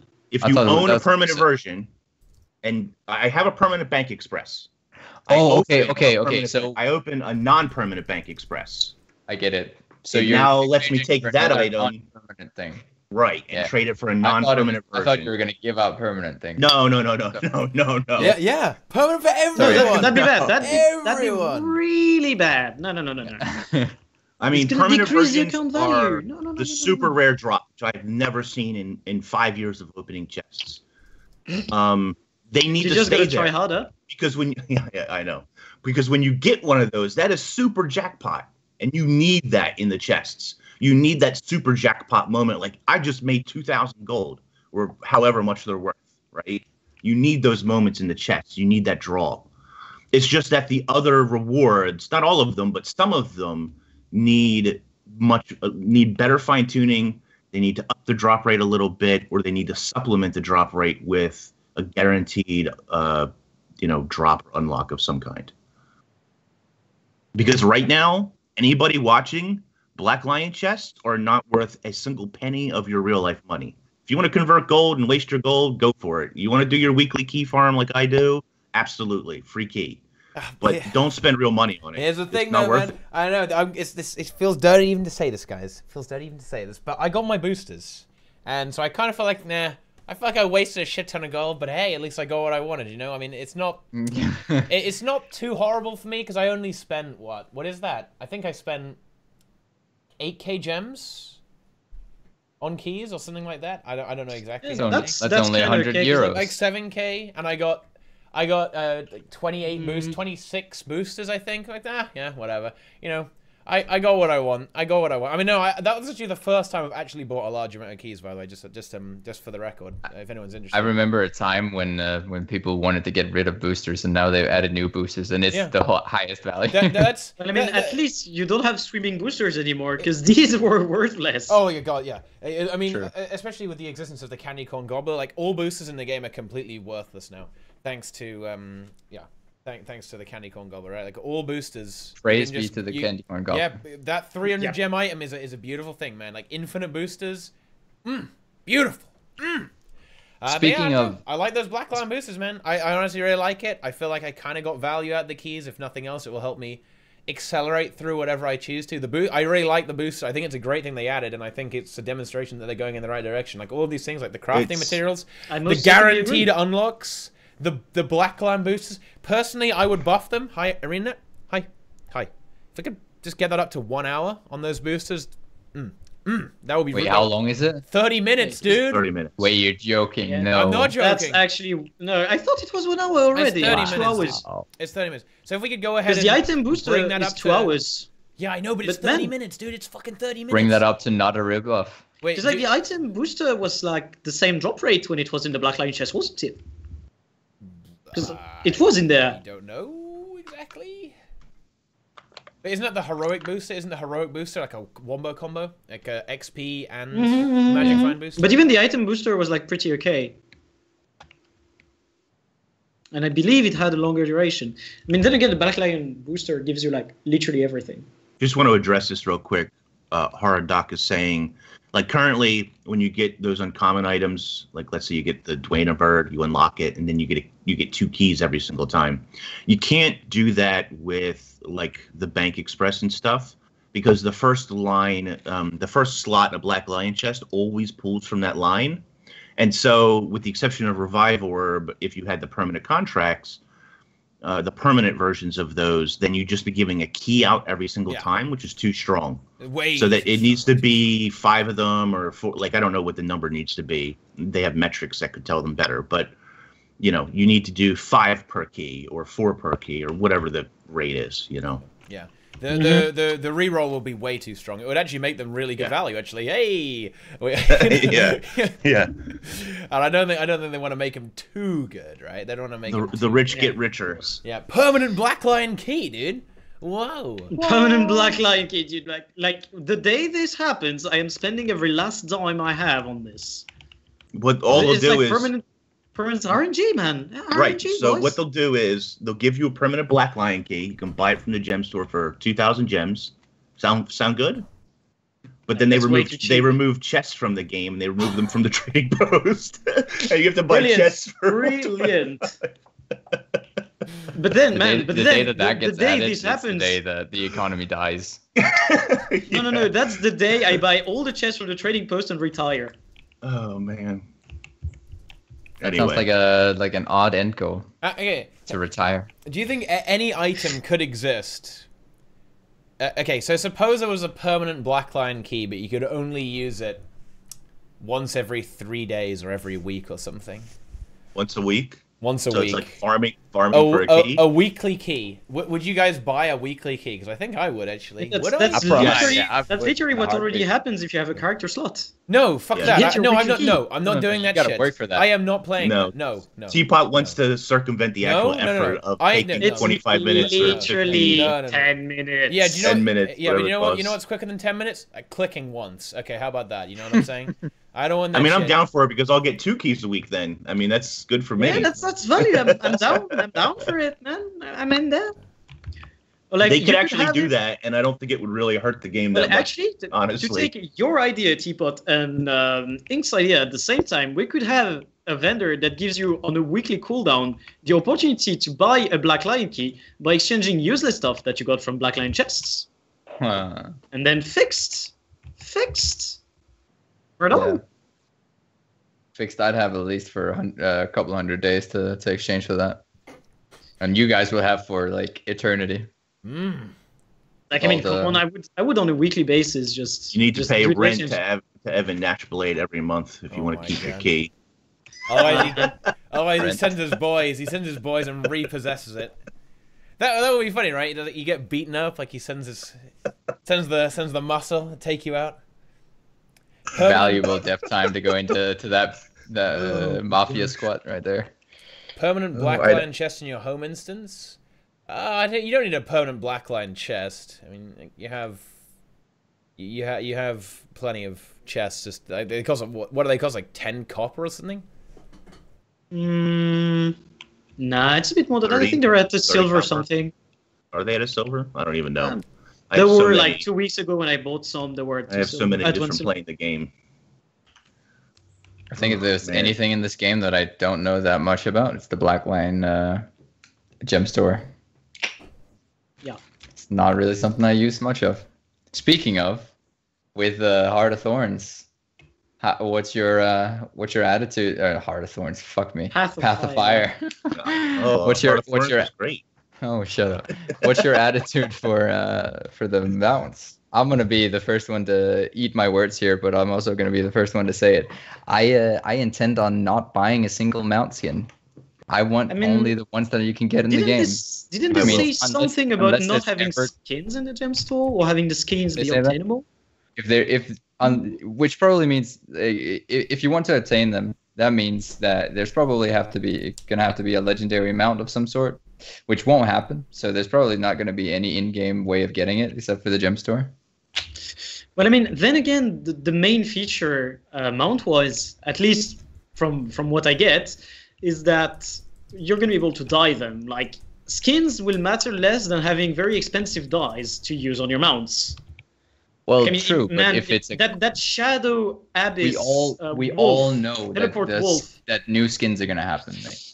Yeah, there's gonna be a skin with 4 dye channels, and everyone's gonna fucking fall over themselves trying to get. And an aura, don't forget, and an aura, and a trail that you can dye. The frog scepter. Frog scepter. The frog scepter. What about the frog scepter? I don't know. That'll replace the bunny. I don't a frog. Where you're coming from. I don't know where you're coming from. You literally lost me. It's some kind of salt. Yeah, I didn't get that. Never. Passed right over my head. I don't spend enough time in your guild chat, Teapot. I mean, skins are gonna. It's unclear. I wish they would talk about it because it's a subject they're gonna have to talk about eventually, right?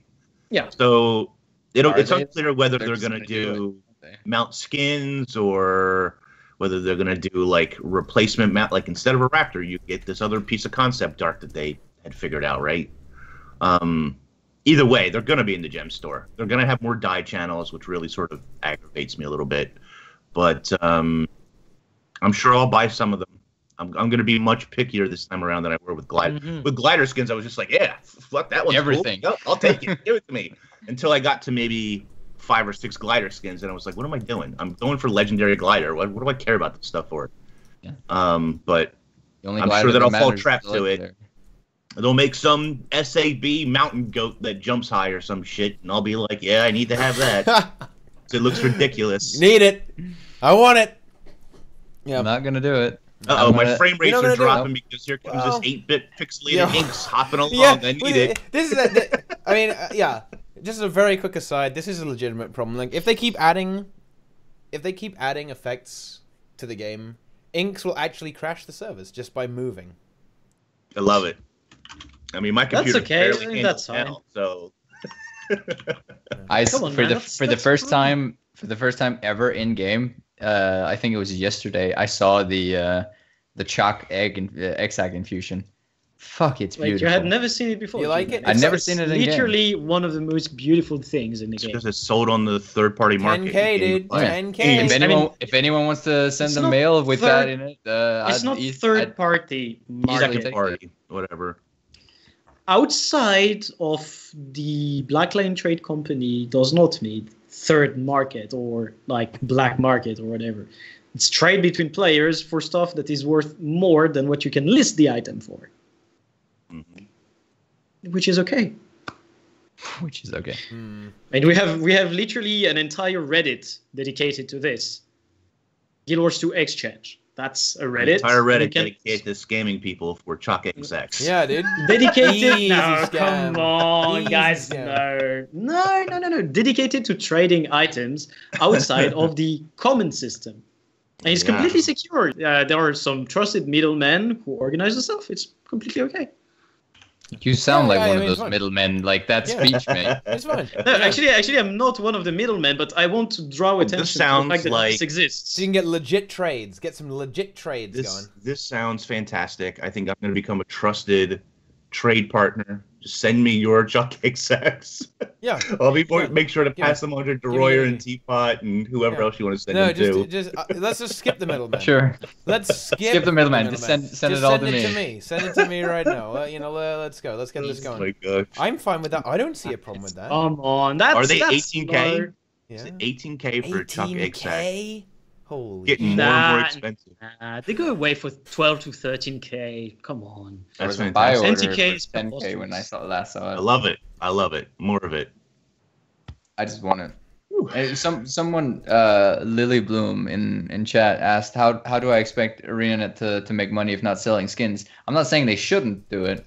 Like sell the shit out of those mount skins. Go ham. Like make weird ones. I want to see all those weird ones. I want to see people buy them because it keeps the game running.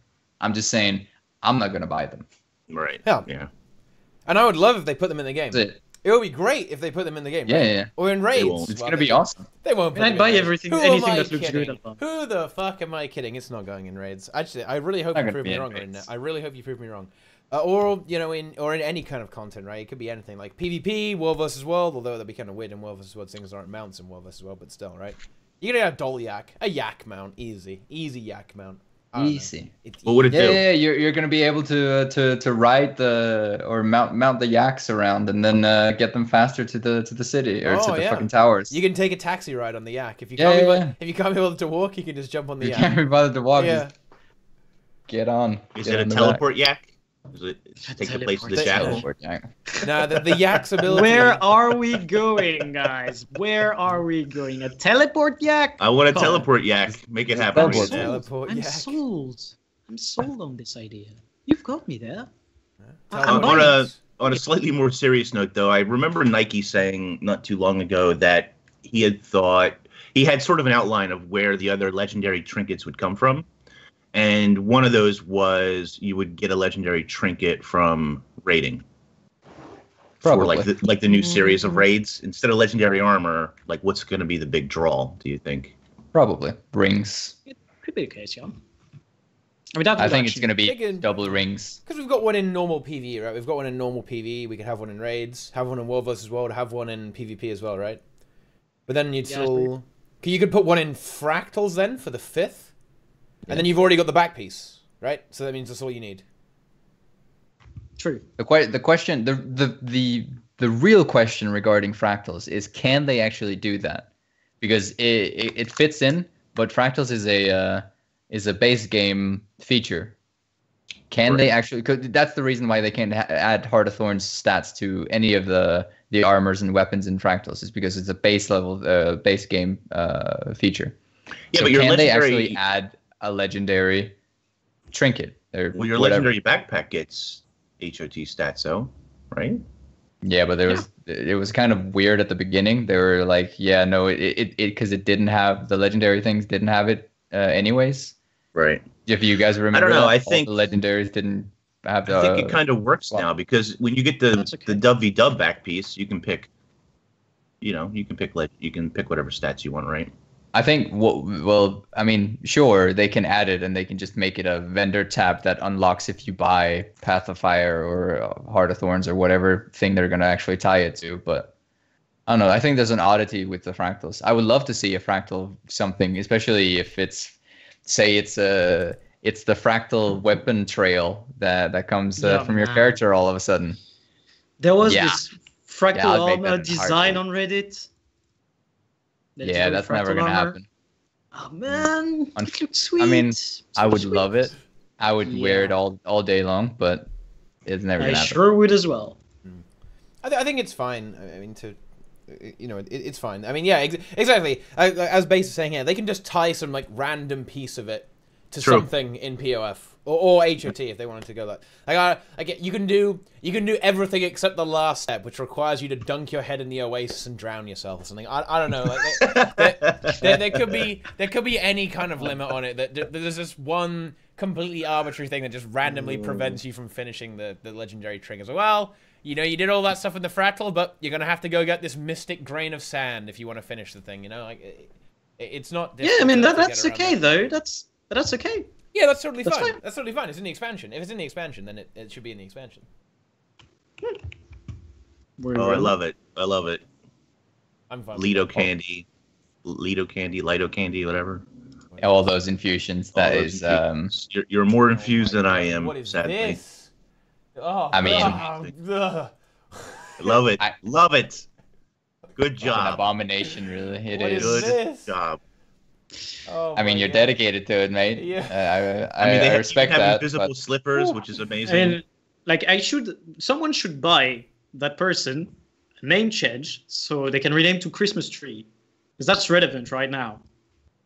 It's a love it. Silvery even, isn't it? Or just eye aids. It's a human female. Is that a dude? I can't even see the race. What is this? It's a Silvari. Actually, it's a Oh human. my god.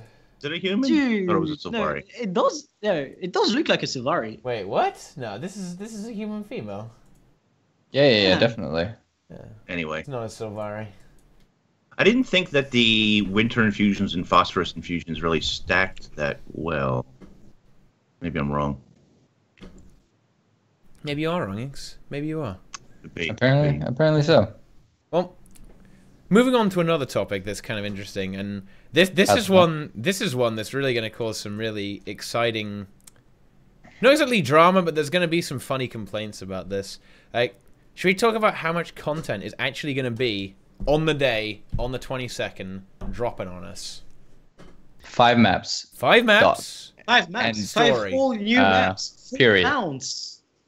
5 maps and 9 story. new specializations. They've already told us. Yeah. But I think people are, for some weird reason, going to be expecting like months and months of content. Whereas realistically, if you go hard, you can play through it pretty damn quickly, actually. And the story, That's my goal. Yeah. the story for HOT. I mean, obviously, yeah, no, I'm fine with it. I mean, I really don't mind. Like, I realize that I'm going to be like one of those clowns who's just going to like burn through it immediately. And that's kind of my own choice, right? But Yeah. I think people are just gonna randomly complain about this. You know, like they go, it's an expansion, it's a scam. $30 for this?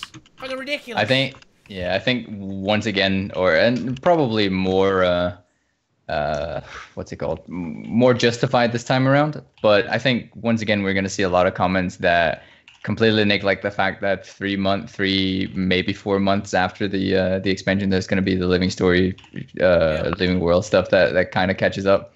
But I think before those 3 months are up, people that have been going hard or at least semi-hard will be done with the majority.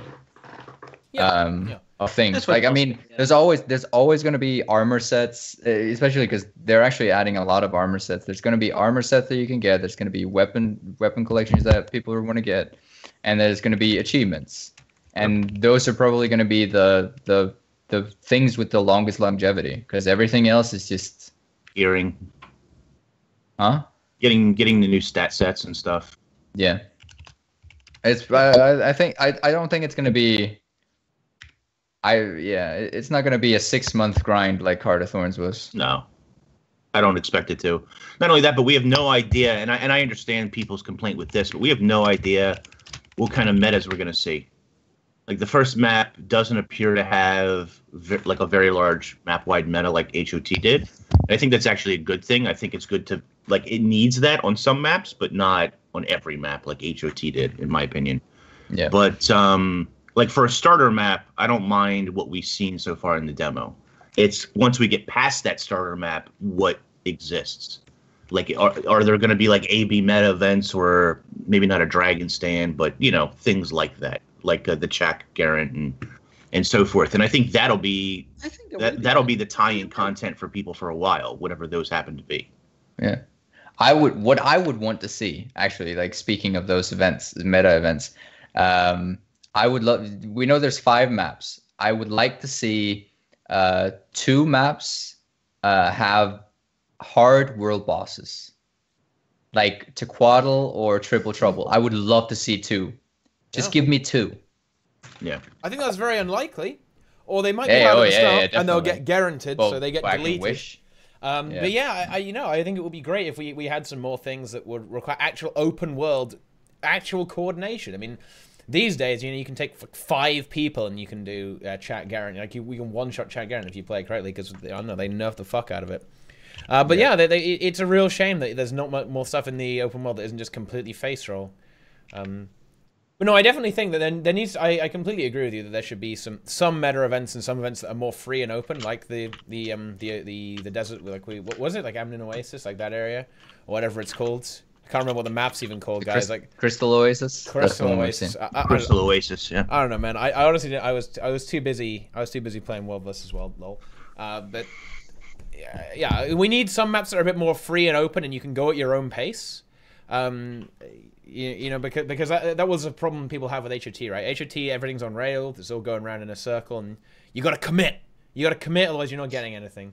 I think this time around, I think this time around, speaking of like going at your own pace, I think much of the content is going to be tied, like much of the replayable content is going to be tied around the bounty system. Like just the little snippet of bounty stuff that I got to experience with the beta, it really looks promising. And if the rewards are great, just like personal rewards, say the armor and stuff, and you kind of add a longevity to it, say the like materials or currency or whatever you get, that's going to be a really interesting system to throw at players, especially if you spread it all over all the different maps. There's just, yeah, I'd love to see that in favor of or instead of some of those meta events. I actually think it's going to be new, really.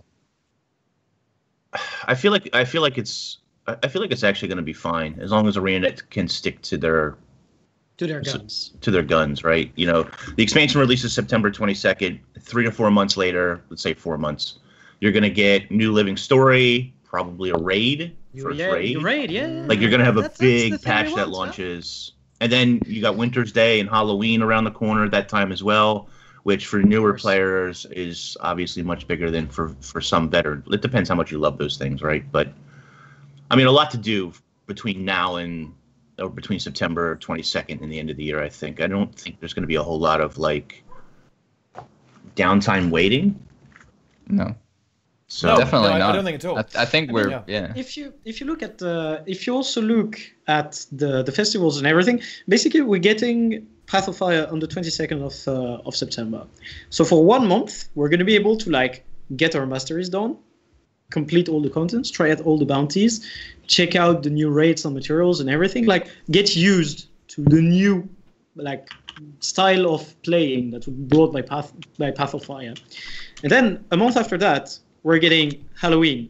So for 1 to 2 weeks, people are going to play the labyrinth, get some good drops, get some money, have fun in the festival, and then that's going to end. And with the 7 weeks before Christmas, we're probably at that point going to get the living story or the new raid. Like, you have to think that we're going to be occupied by the Path of Fire and Halloween until the first week of November, and that's when new content should be hitting, more or less.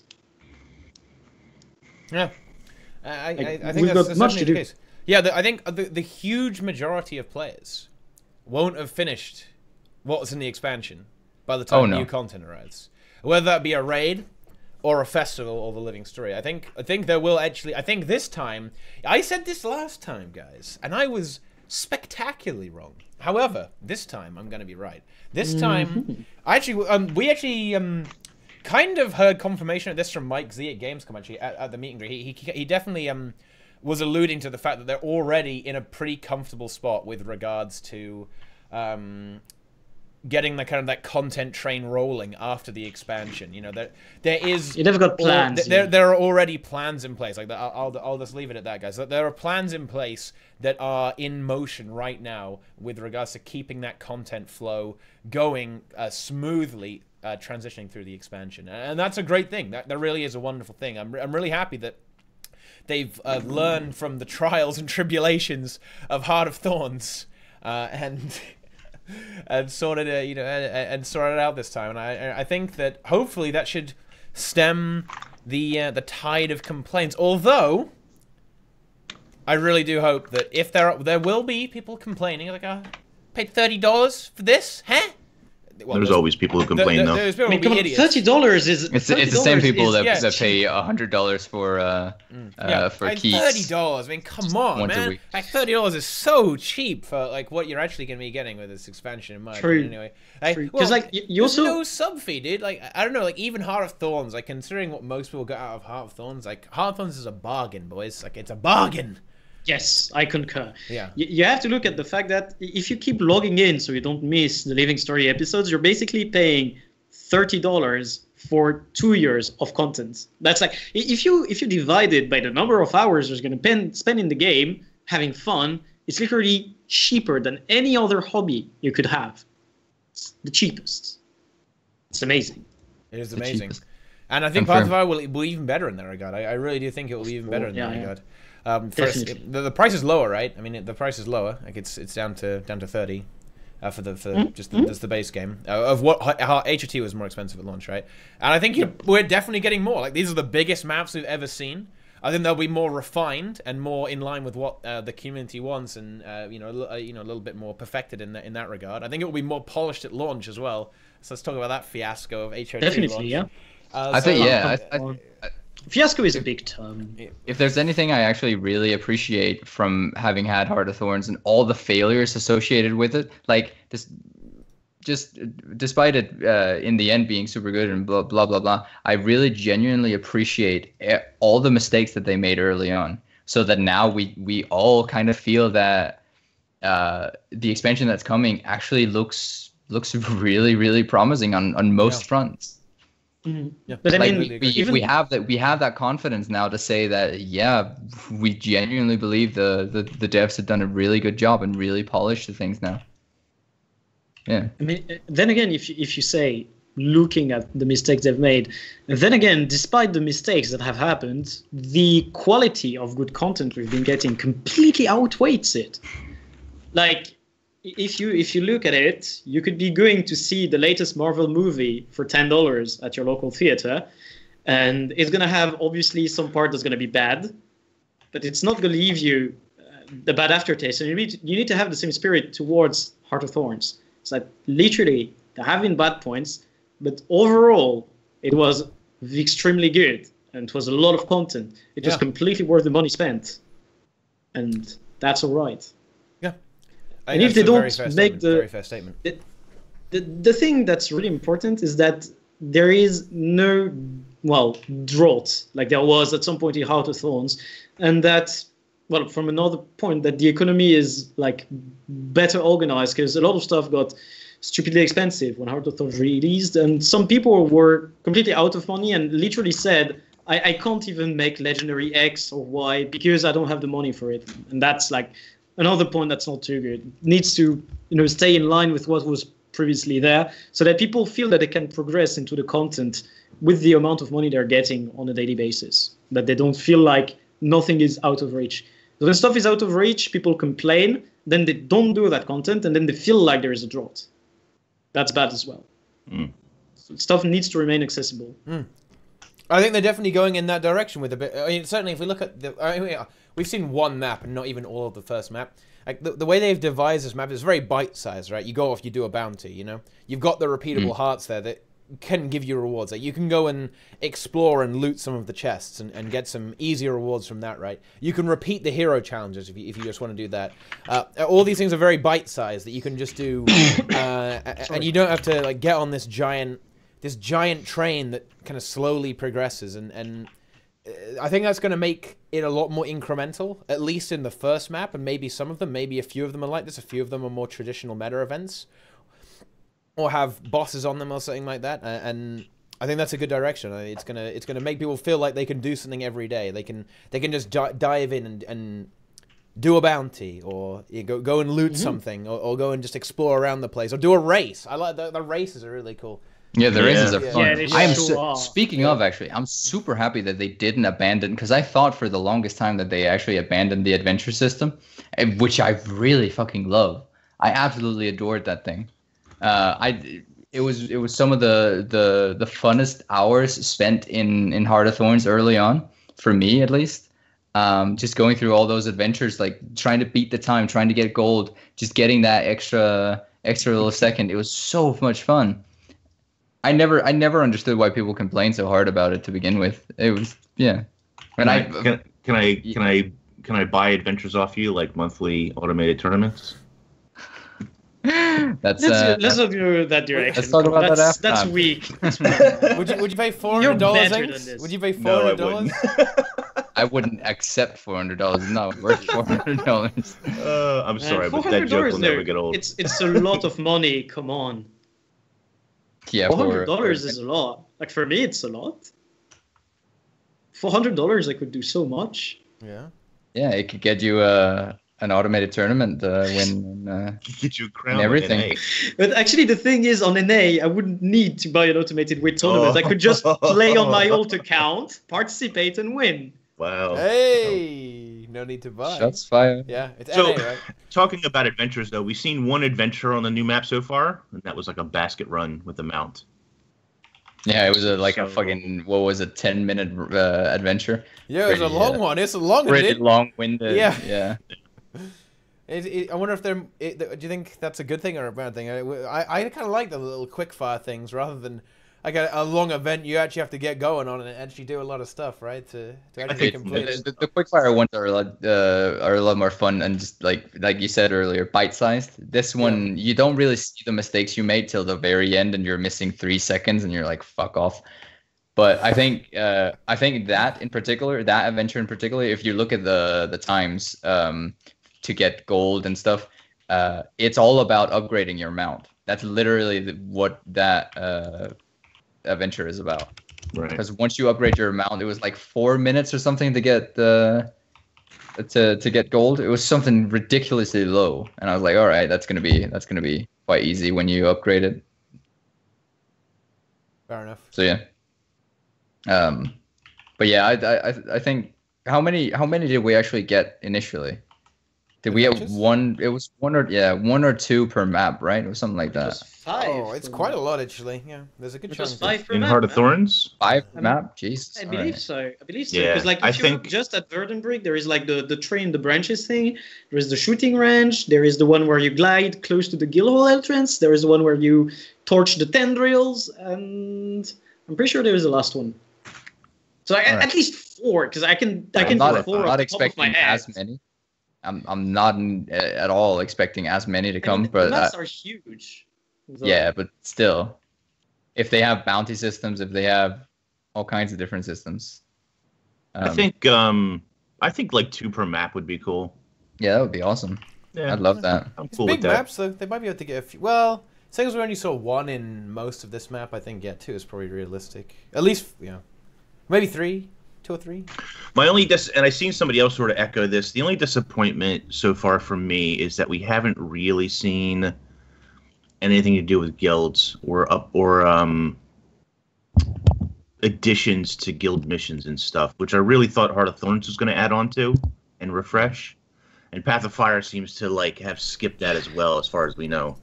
We don't even know if the guild halls are going to be upgradable to any further Like fresh extent. upgrade. I mean, right? Yeah. I kind of think there's gonna be a new one, alluded to that when I think there's asked gonna be a new Mike one. C about it, but he never really gave me a clear answer on that. So I don't know if Well, he and just you- didn't know or if it's not really on the table. Well, and you have to have Heart of Thorns in order to Yeah, that too. I don't But want I to can use li- the wrong I can words live there, with but that. claim it initially or whatever it is. I can live with that, but that's kind of because all the upgrades, most of the upgrades are kind of tied to the what's it called, the scribing and shit like that, which is a Heart of Thorns kind of thing, and it requires all different Heart of Thorns materials to even utilize effectively. So I kind of get the ideology behind that. Not that I just feel like they're necessarily- not. I mean, I guess we'll have to wait and see to the 22nd, but I feel like they're not building on guild halls enough and what they could be. And They I don't really want- should be like just extending it immensely and just give us new levels. Make the new top level 75. Give us a new building of any kind. I can't for the life of me think of one. Tell you but what, I'm a sucker for passive upgrades, man. If they can if they can hook me up with that 10% world XP that I've got right now, they can get me something else like that.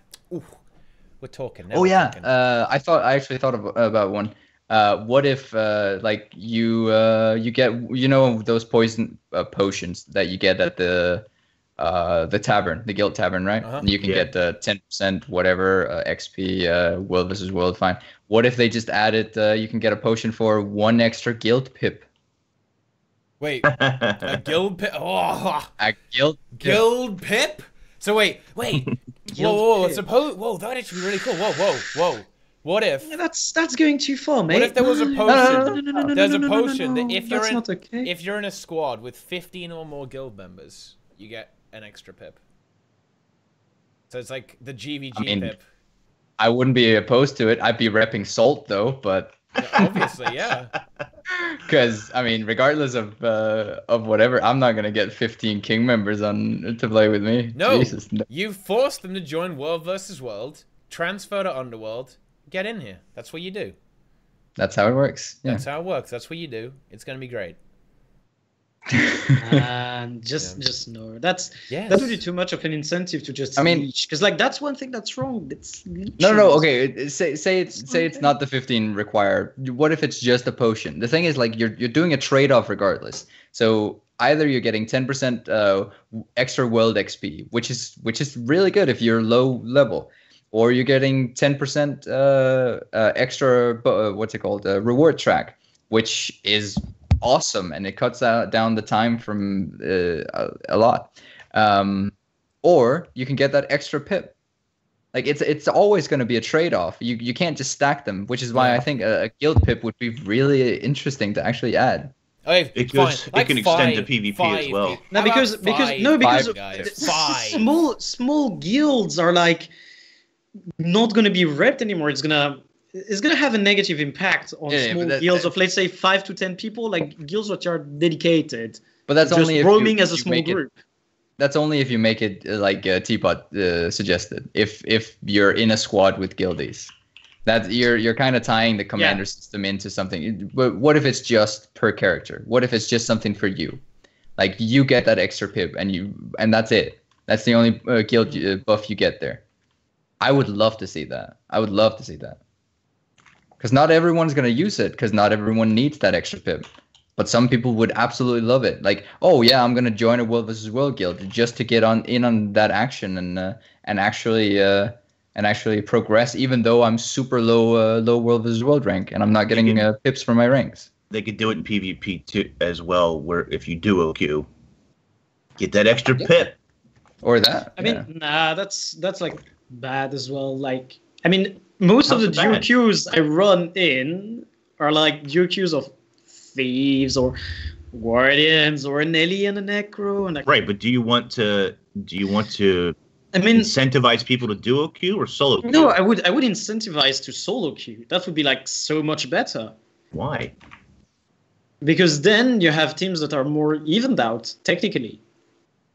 But it's if you see what I mean, because like you're supposed to play as a team. I don't. Yeah, but when you have in ranked. Everyone hates each other in ranked. Let me explain better, because like in ranked, if you have a duo queue, they're gonna play together and sometimes not with the team. But if actually you have only solo queuers, they're gonna have at some point to make an effort together. And so many times I see a duo queue of people doing weird stuff that only them understand in the map, instead of just like communicating with the rest and trying to set up something that will take us to victory.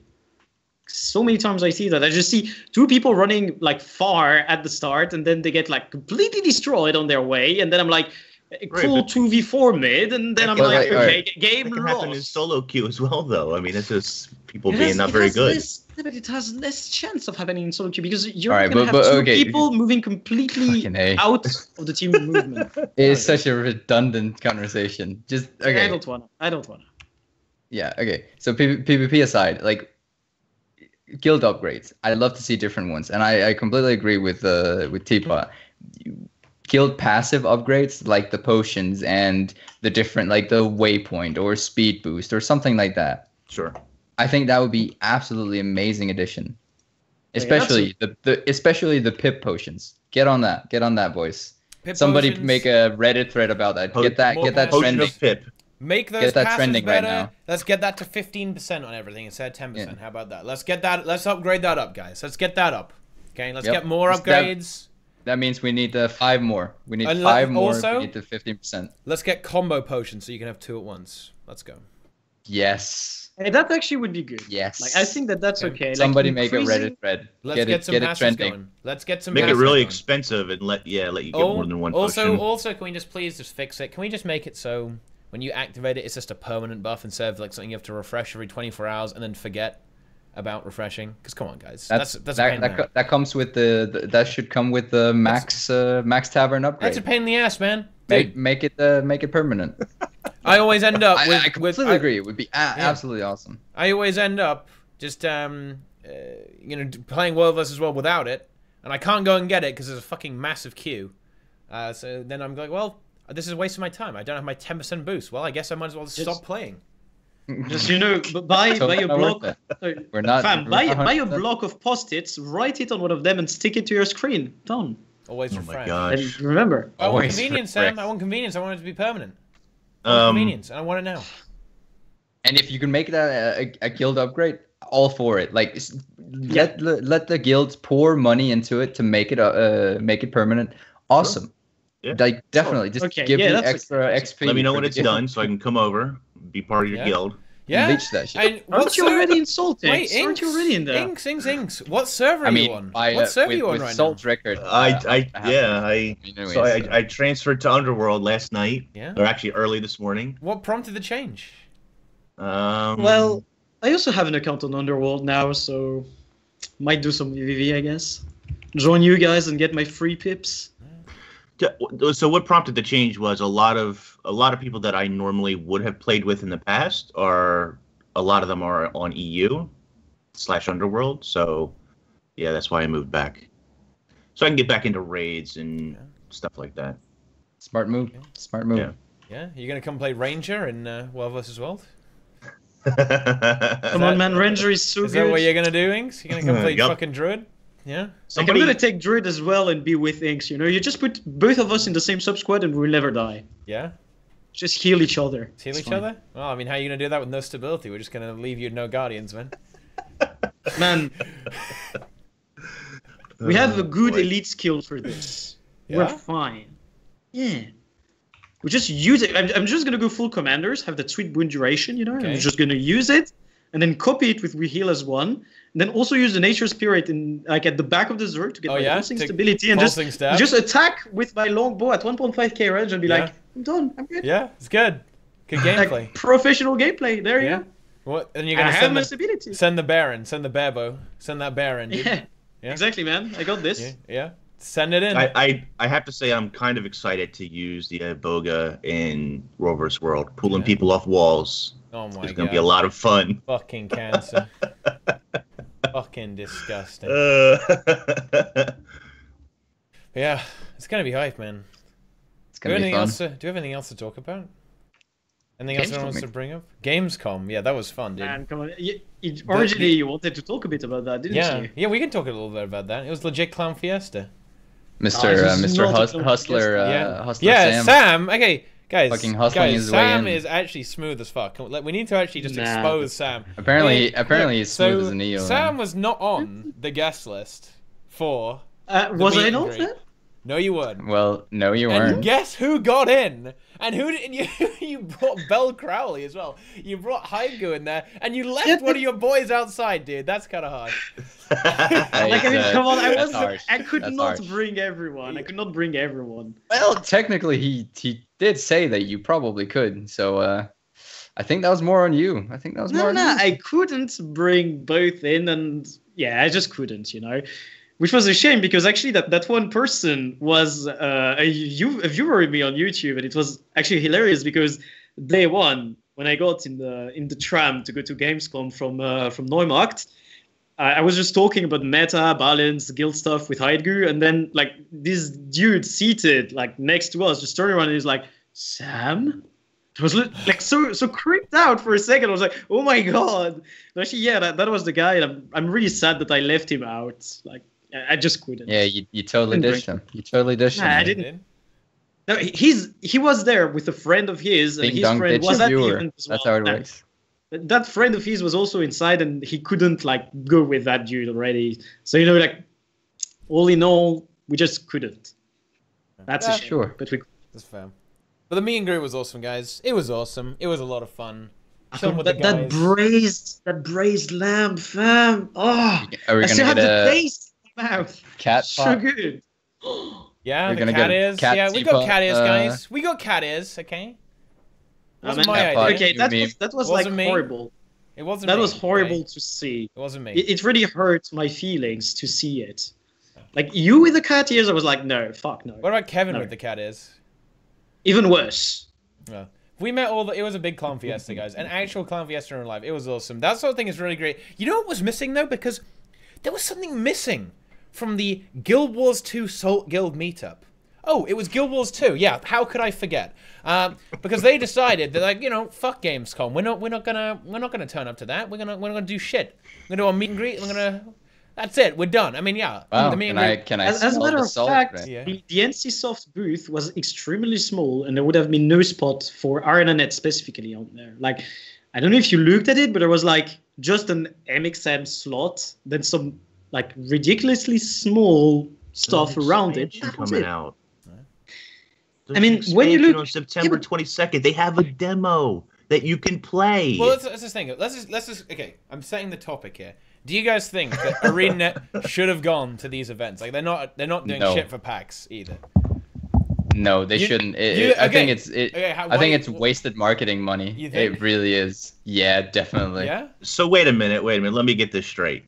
You're pulling a lot of you're gonna have to pull out a lot of dev time, and some of the prominent ones that probably should be working on fixing the game that the expansion that's coming out in literally 3 weeks from now, just to show off something that literally everyone, even with a free account, can go play.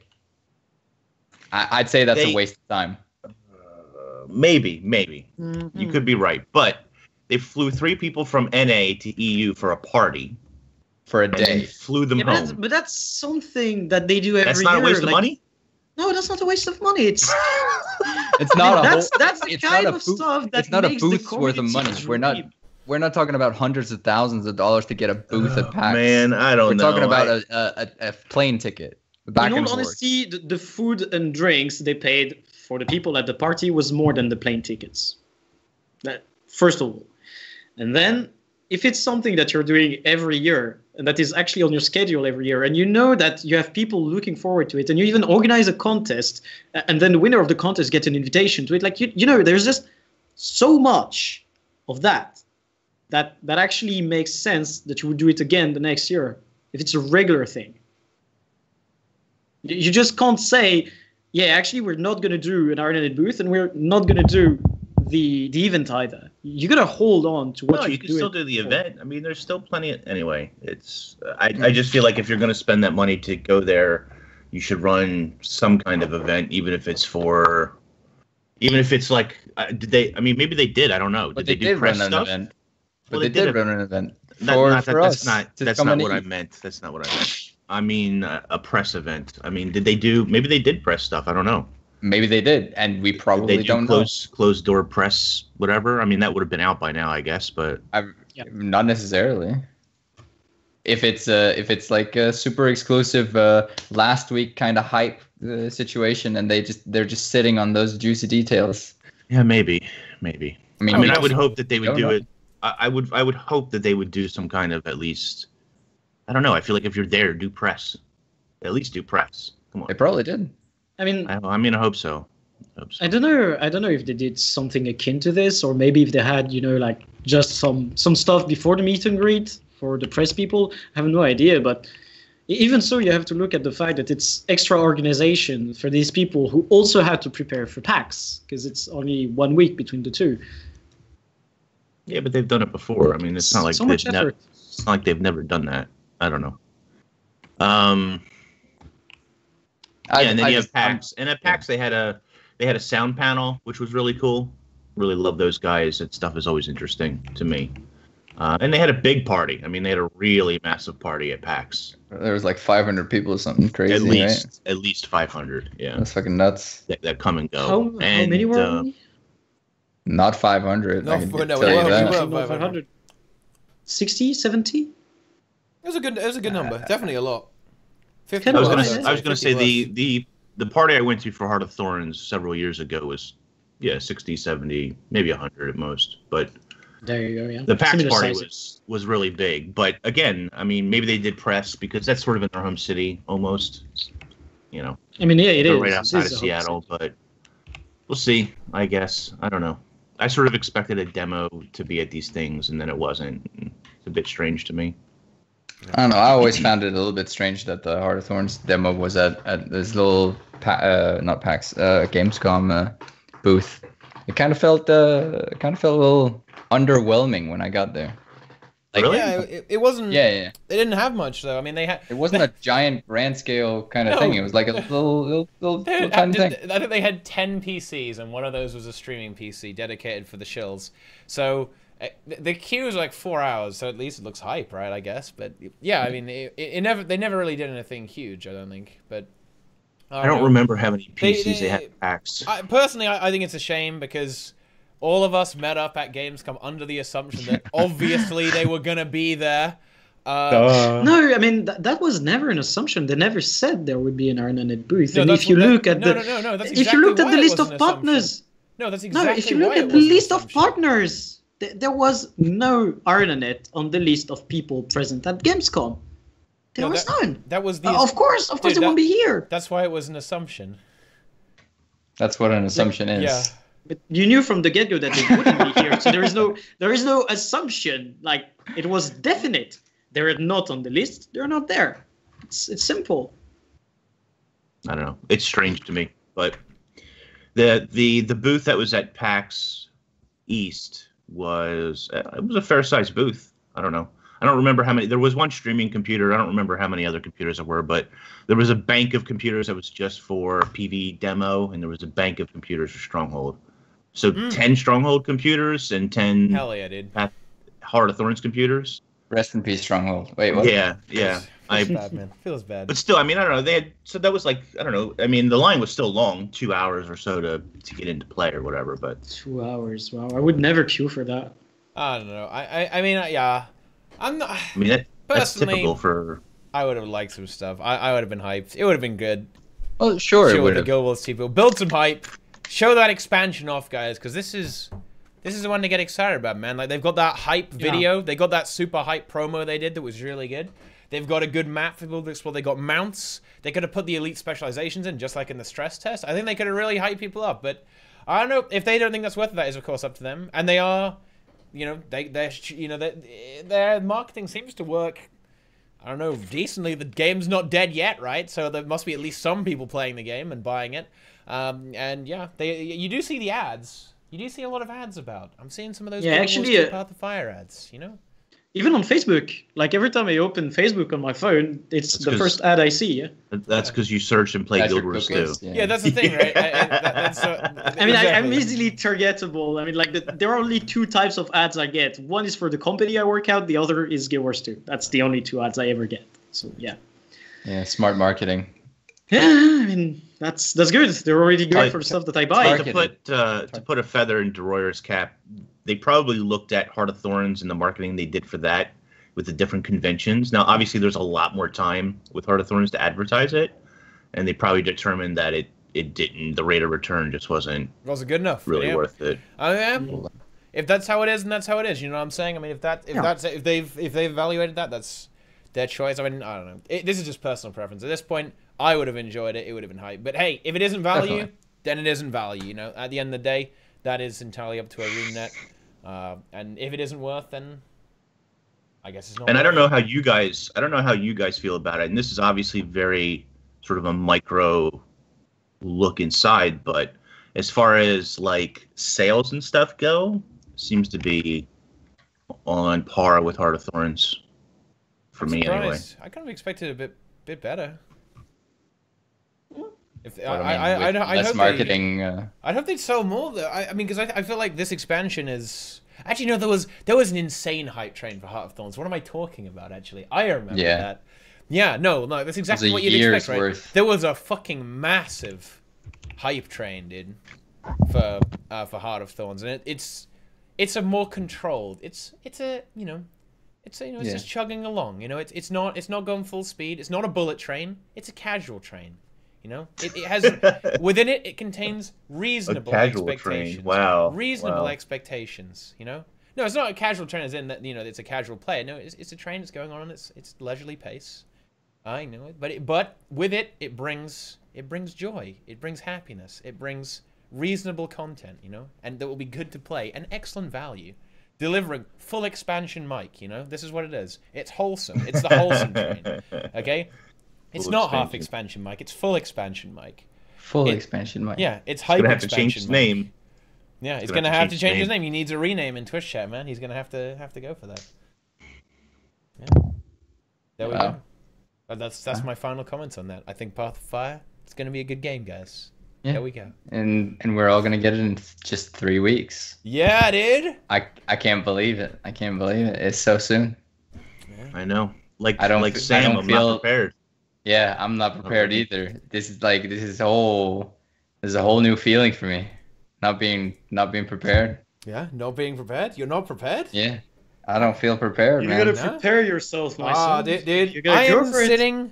I am sitting on nearly 10,000 proofs of heroics. I'm prepared as fuck, dude.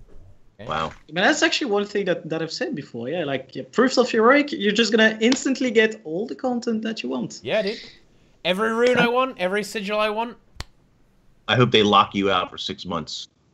I mean, technically, no. That's actually a fair point on both sides. Because on one side, you could say that people who are going to be playing PvE, they're gonna have a time yet. They're gonna need some time to get there because you're gonna need like map currency, and map currency only happens during meta events, and these are locked behind a daily cooldown because you can only get the big chest with most tokens once a day, And on the other end, you have people who have like played War vs. World and only play War vs. World, and they're also going to want to have access to this. So they're going to be like, yeah, but Proofs of Heroic should be used to buy this as well.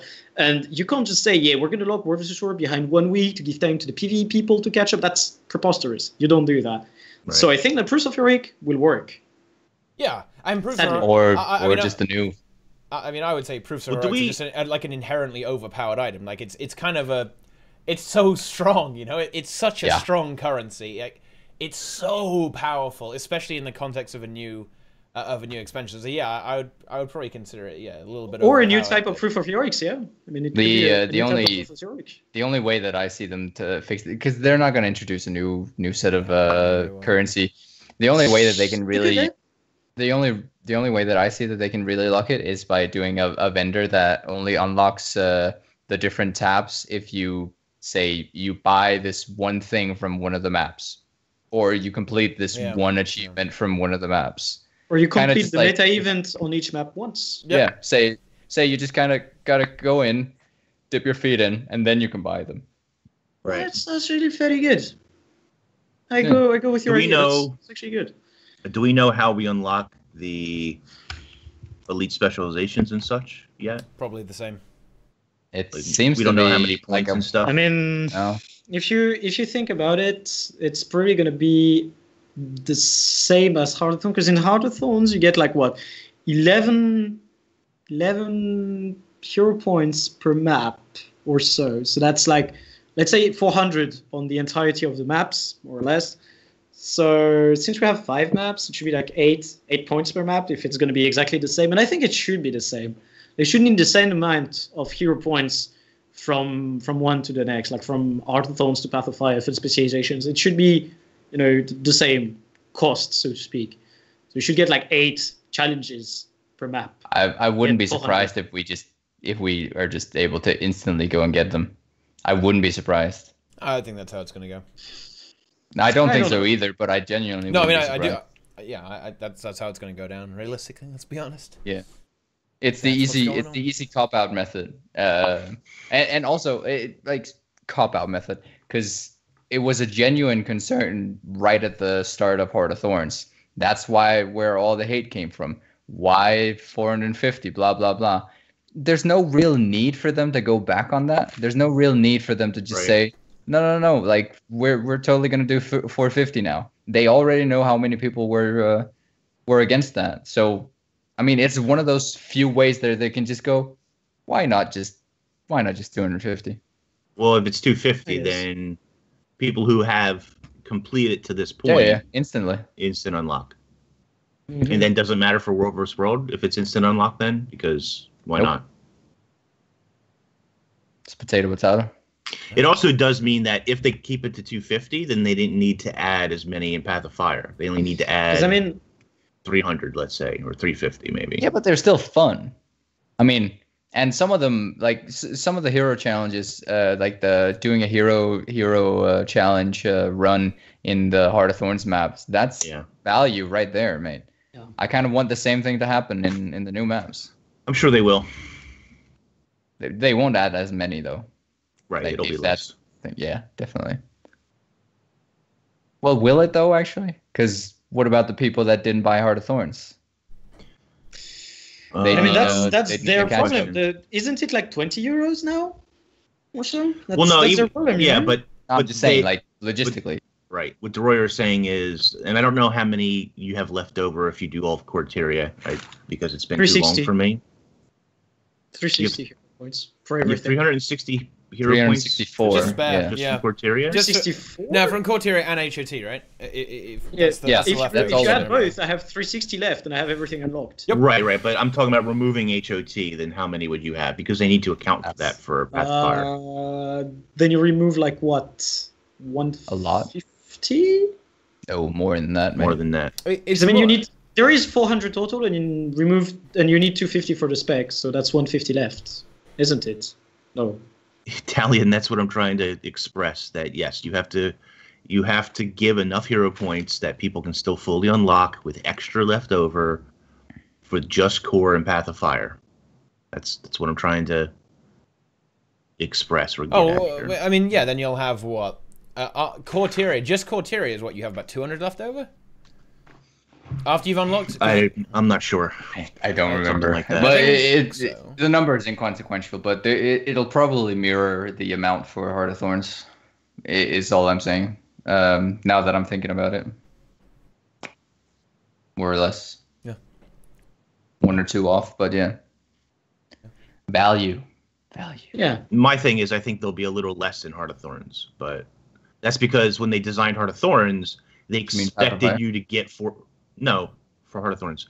When they designed Heart of Thorns, they expected you to get 400. Oh yeah. Right. They later went back on that, right? So when they designed Path of Fire, they expect you to get 250. I mean, there's always extra. Like there's always extra because they don't want you to have to get every single one, which is good design. Yeah, because some are just way too annoying to get. To be fair, like the ones where you have to glide around and stuff, just hell no. You can just free unlock them, though. Like easy unlocked in, just inside unlock as well. Like I don't know, did you see how I made the map exploration on my Revenant for the last legendary I've made? I literally went into World vs. World and clicked Proof of Heroics until I had unlocked everything into all the HOT maps because I don't want to do the hero points because some of them are so annoying, locked behind events, locked behind mastery stuff that I don't want to do. Dude, no. It's not, though. Are they though? It's not. Are they though? None of them are, man. Are they though? There is some some POIs, in Auric Basin there are some behind events. But nowhere else. else. It's the meta event. It's open. It's literally closed for 15 minutes every other hour. It's annoying. That's it. That's it. If I cannot get them when I load into the map, it is not worth. No, and then you just bring the World vs. World though. And how many proofs of heroics do you have, Sam? Quite a lot, right? No, I have literally nothing. I don't do World vs. World. Let me check my account. You need to get off that Gandara. That has been the best way. Get off Gandara. It's been like the best. Yeah, you have 200. That's 200 hero points, dude. Like it's a 1-to-1. Yeah. That's quite a lot. No.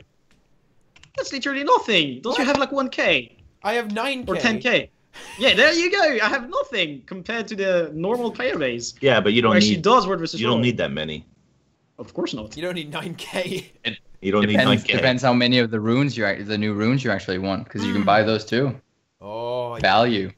Ooh, value. Oh god, seriously, that currency is so good. Proofs of heroic. Yeah, it is so good, dude. That's so strong. So strong. Never ever doing Dragon's Den again it's for such a powerful those leadership currency. runes. I'll just buy 80 sets.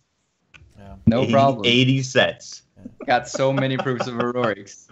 Wow. I mean, it would be useless to buy so many, though. Yeah, you get the point. Why would you even?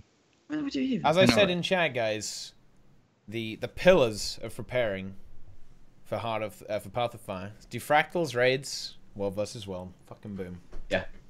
I mean, you could also do PvP for legendary armor. Like, it takes very little time, and it's completely cost worth. You should probably be saving all your potions, though. Don't be an inks and drink them every day. Save them potions. Yeah, you gotta save them up. You don't inks. Save them up. You gotta do that. Because then you wanna. You gotta save your potions. Instant one None shot. of those reward tracks are worth that. Are worth using it instantly every day. You gotta save them. You gotta save them for that big finish. I don't know, fam. Like, You have to. For an expansion, or if you're trying to get ready for a particular patch, I agree with you.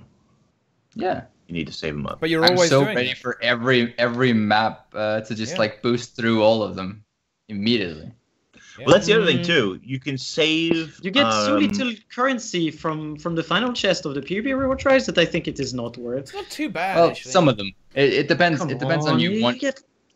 Nah, it's It's bad. I mean, if I've done them if a you bit. want some of the if you want some of the exclusive things at the end, or if you want yeah. Mystic Clovers or stuff, like take some of those non-repeatable tracks, like all the Heart of Thorns tracks, all the way up to the final reward track, all give 7 Mystic Clovers. That cuts off so much of that Mystic Coin grind just from that. Yeah, If it's the same for these, I'm gonna instantly just go through just for the Mystic Coins. Whatever comes with it, that's just gonna be an awesome bonus. The clovers are when I made Juggernaut, I didn't even craft a single Mystic Clover because I had like 80 clovers from just World playing versus World World, versus yo. World. Oh, Feels good, man. feels Like, I mean, then again, good. it is designed that way to make up for what you would get from playing PvE. Because technically in PvE, you get like a lot of karma. You get the Mystic Coins from the fractals and stuff. Like in PvE, you have it's completely skewed. Let's be honest. Like if you're actually playing World versus World, you're gonna have that value instant. Like the Mystic Clovers are so valuable at the end of those tracks. It really is. I agree. Yeah. It's much easier. I Anyways, wouldn't say it's guys. easy. I mean, if you really think, you got to head off, so we'll kind of. Yeah, I gotta run off. Yeah, I don't know. I wouldn't say it's That's easy. I mean, early? you can still grind the gold faster in other game modes, but it just feels like value at the end of a World versus World or PvP. Yeah. World. It feels like value, man. It feels like value, but maybe not that so much. But I think that will kind of round the discussion to a close. Anyway, if anyone's got any final thoughts, now is the time. You should probably. I don't know if this actually works. Deroir would probably know.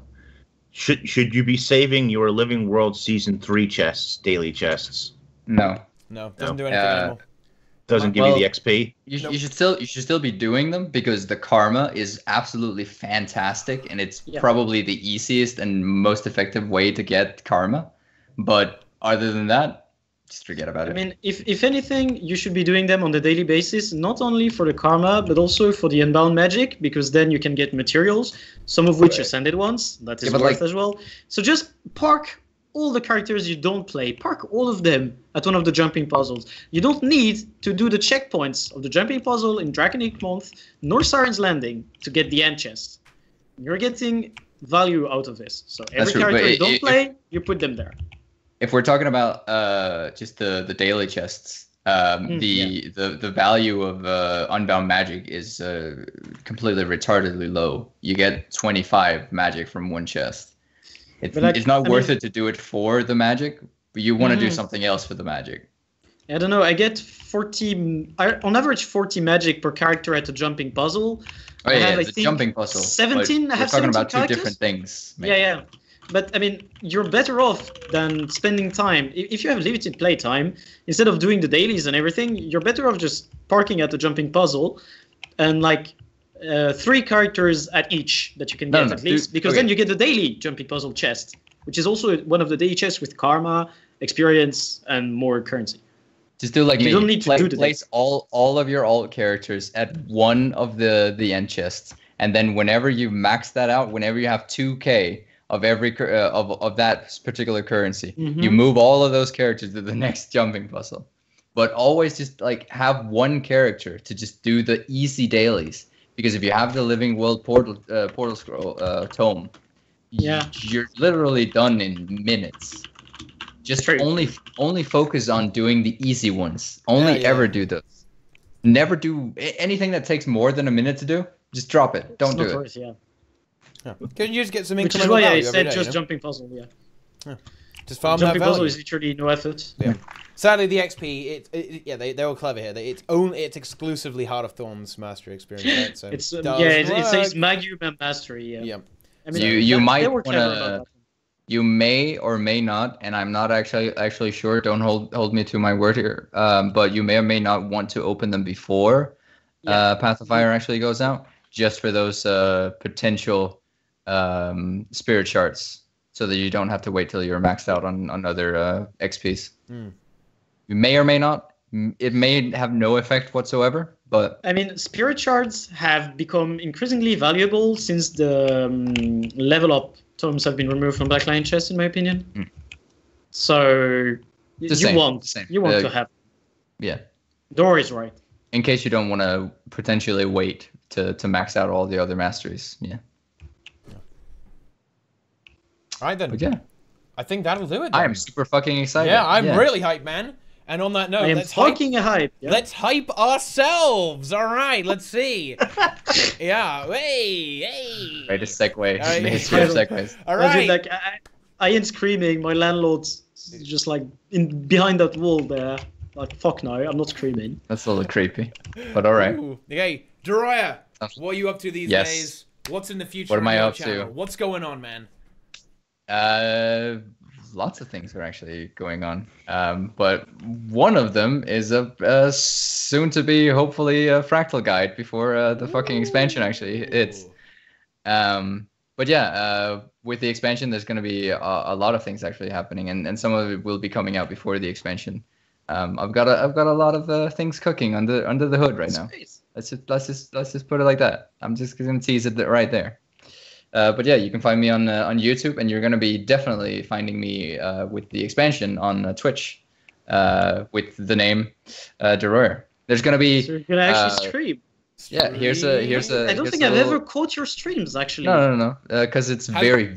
Hasn't been for a while. Yeah, hasn't been for a while now. But for those very keen-eyed watchers this time around, you may have noticed a completely new room. A new room. Description or I have moved. Oh, wait. So there's going to be a lot more flexibility for nice. Apartment tour when? Apartment tour when? Huh? Oh, apartment tour? Never gonna happen, mate. What? Why not? Never gonna happen. Satisfy your viewership, man. Yeah. They don't want that. Oh, come on. That's what I'm saying now. But yeah, okay. so I'm it's gonna be a lot subscribed more to you and I want flexibility it. So there you go. Your viewership wants it. Hey, I'm telling you. See, but yeah, that's right. a lot of things to be looking forward to for me. And directly below Deroir, it's none other than Sam, Scam, and Jeste. Oh, come on. These names, though. Stop making puns on it. Yeah? Come on, it's bad. It's bad. It's not as bad. It's not as bad as the first one. Let's be honest here. But which one was the first one? The one at the start of the stream, dude. Like that one? Fuck. Yeah. No, just no name at all is good. Wow. It's fine. I am Sam Majesty, and that's good. That's the name I go by. I agree. You know? It's a good name. It's a good name. Yeah. There we go. What are you up to these days? What am I up to? Well, actually, I have a lot of plans for some videos on YouTube. Obviously, related to trading post stuff because that's my thing after all. And I also have some plans for like more baseline guides on how to get gear, how to start getting into crafting, like just simple stuff that is part of the game, and also working on my entry for the wooden potato contest. And I need to finish working on that one. I need to actually start working on it, but yeah, I need to get to that. And you can find me on YouTube with the name Sam Majesty, not Scam Majesty or Sam Molester. Sam Majesty. That's the name you will find me by. I love how you did that synchronously. Fucking Inks and Teapot, just like fucking hell. That's where you're gonna find me, and also like on Twitter or whatever. And I am now partnered, so that's cool. Yeah, you're partnered now, man. At last. Yeah, dude, nice. Snuck himself in and got partnered. Yeah, just snuck into the party. Now partner. Full partner from Gamescom, dude. That's how you do it, boys. I channeled my inner Jedi, and I was like, I am the partner you're looking for, and everything happened from that point onwards. It was brilliant. It's just that easy, right? Definitely so. Okay, so be sure to check out Sam on the Sam internet. Moleste. You stream as well. Sam streams quite a bit as well, so be sure to watch out from here on Twitch as well. But then, who is it? It's the podcast god, the god of all podcasts. He is omnipresent. He is eternal. It is the MMO Inks. What are you doing? What are you doing for the expansion? What's going on?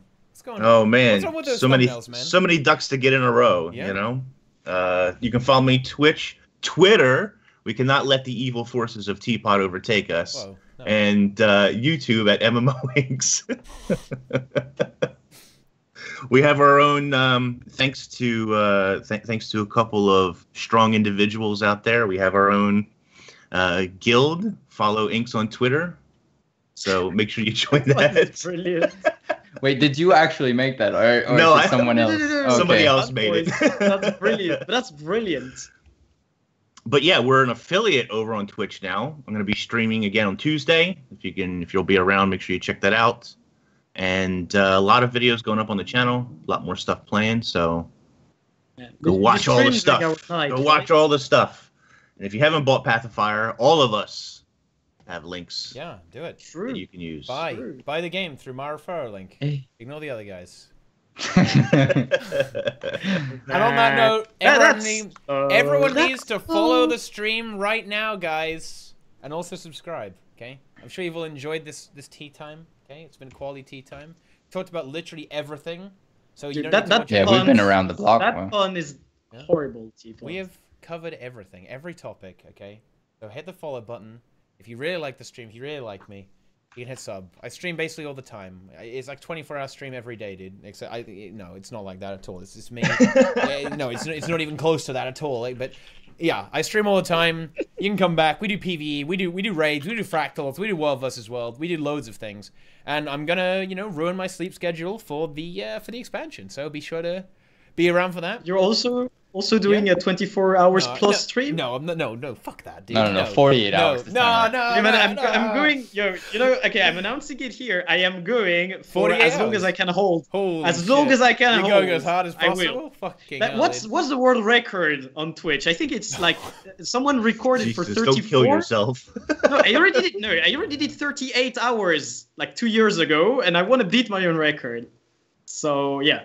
Sounds like a dumb I'm record. That doesn't sound like a good idea to me, man. I don't like bad it. idea. I don't like it. But anyway. If I go 39 hours, it's good. Okay. Follow the stream. Sub on YouTube as well. You can go watch all the other tea times. You can go watch some other things as well. Go and observe that stuff. It's terrific stuff there, guys. And then most importantly of all, follow me on Twitter, guys. We've nearly overtaken the evil army that is MMO Inks. The Fiend, the Twitter Fiend, he is crushing me right now. You guys need to go and follow me right now. Links to everyone here below the stream. The bot is going to post it again. And yeah, thank you guys so much for watching. Hopefully you enjoyed the stream. Do all that following stuff, all that subbing, all that good stuff. We love you all. We'll see you guys around in Guild Wars 2. So yeah. Ciao. Thanks for watching, guys. See you later. Bye-bye.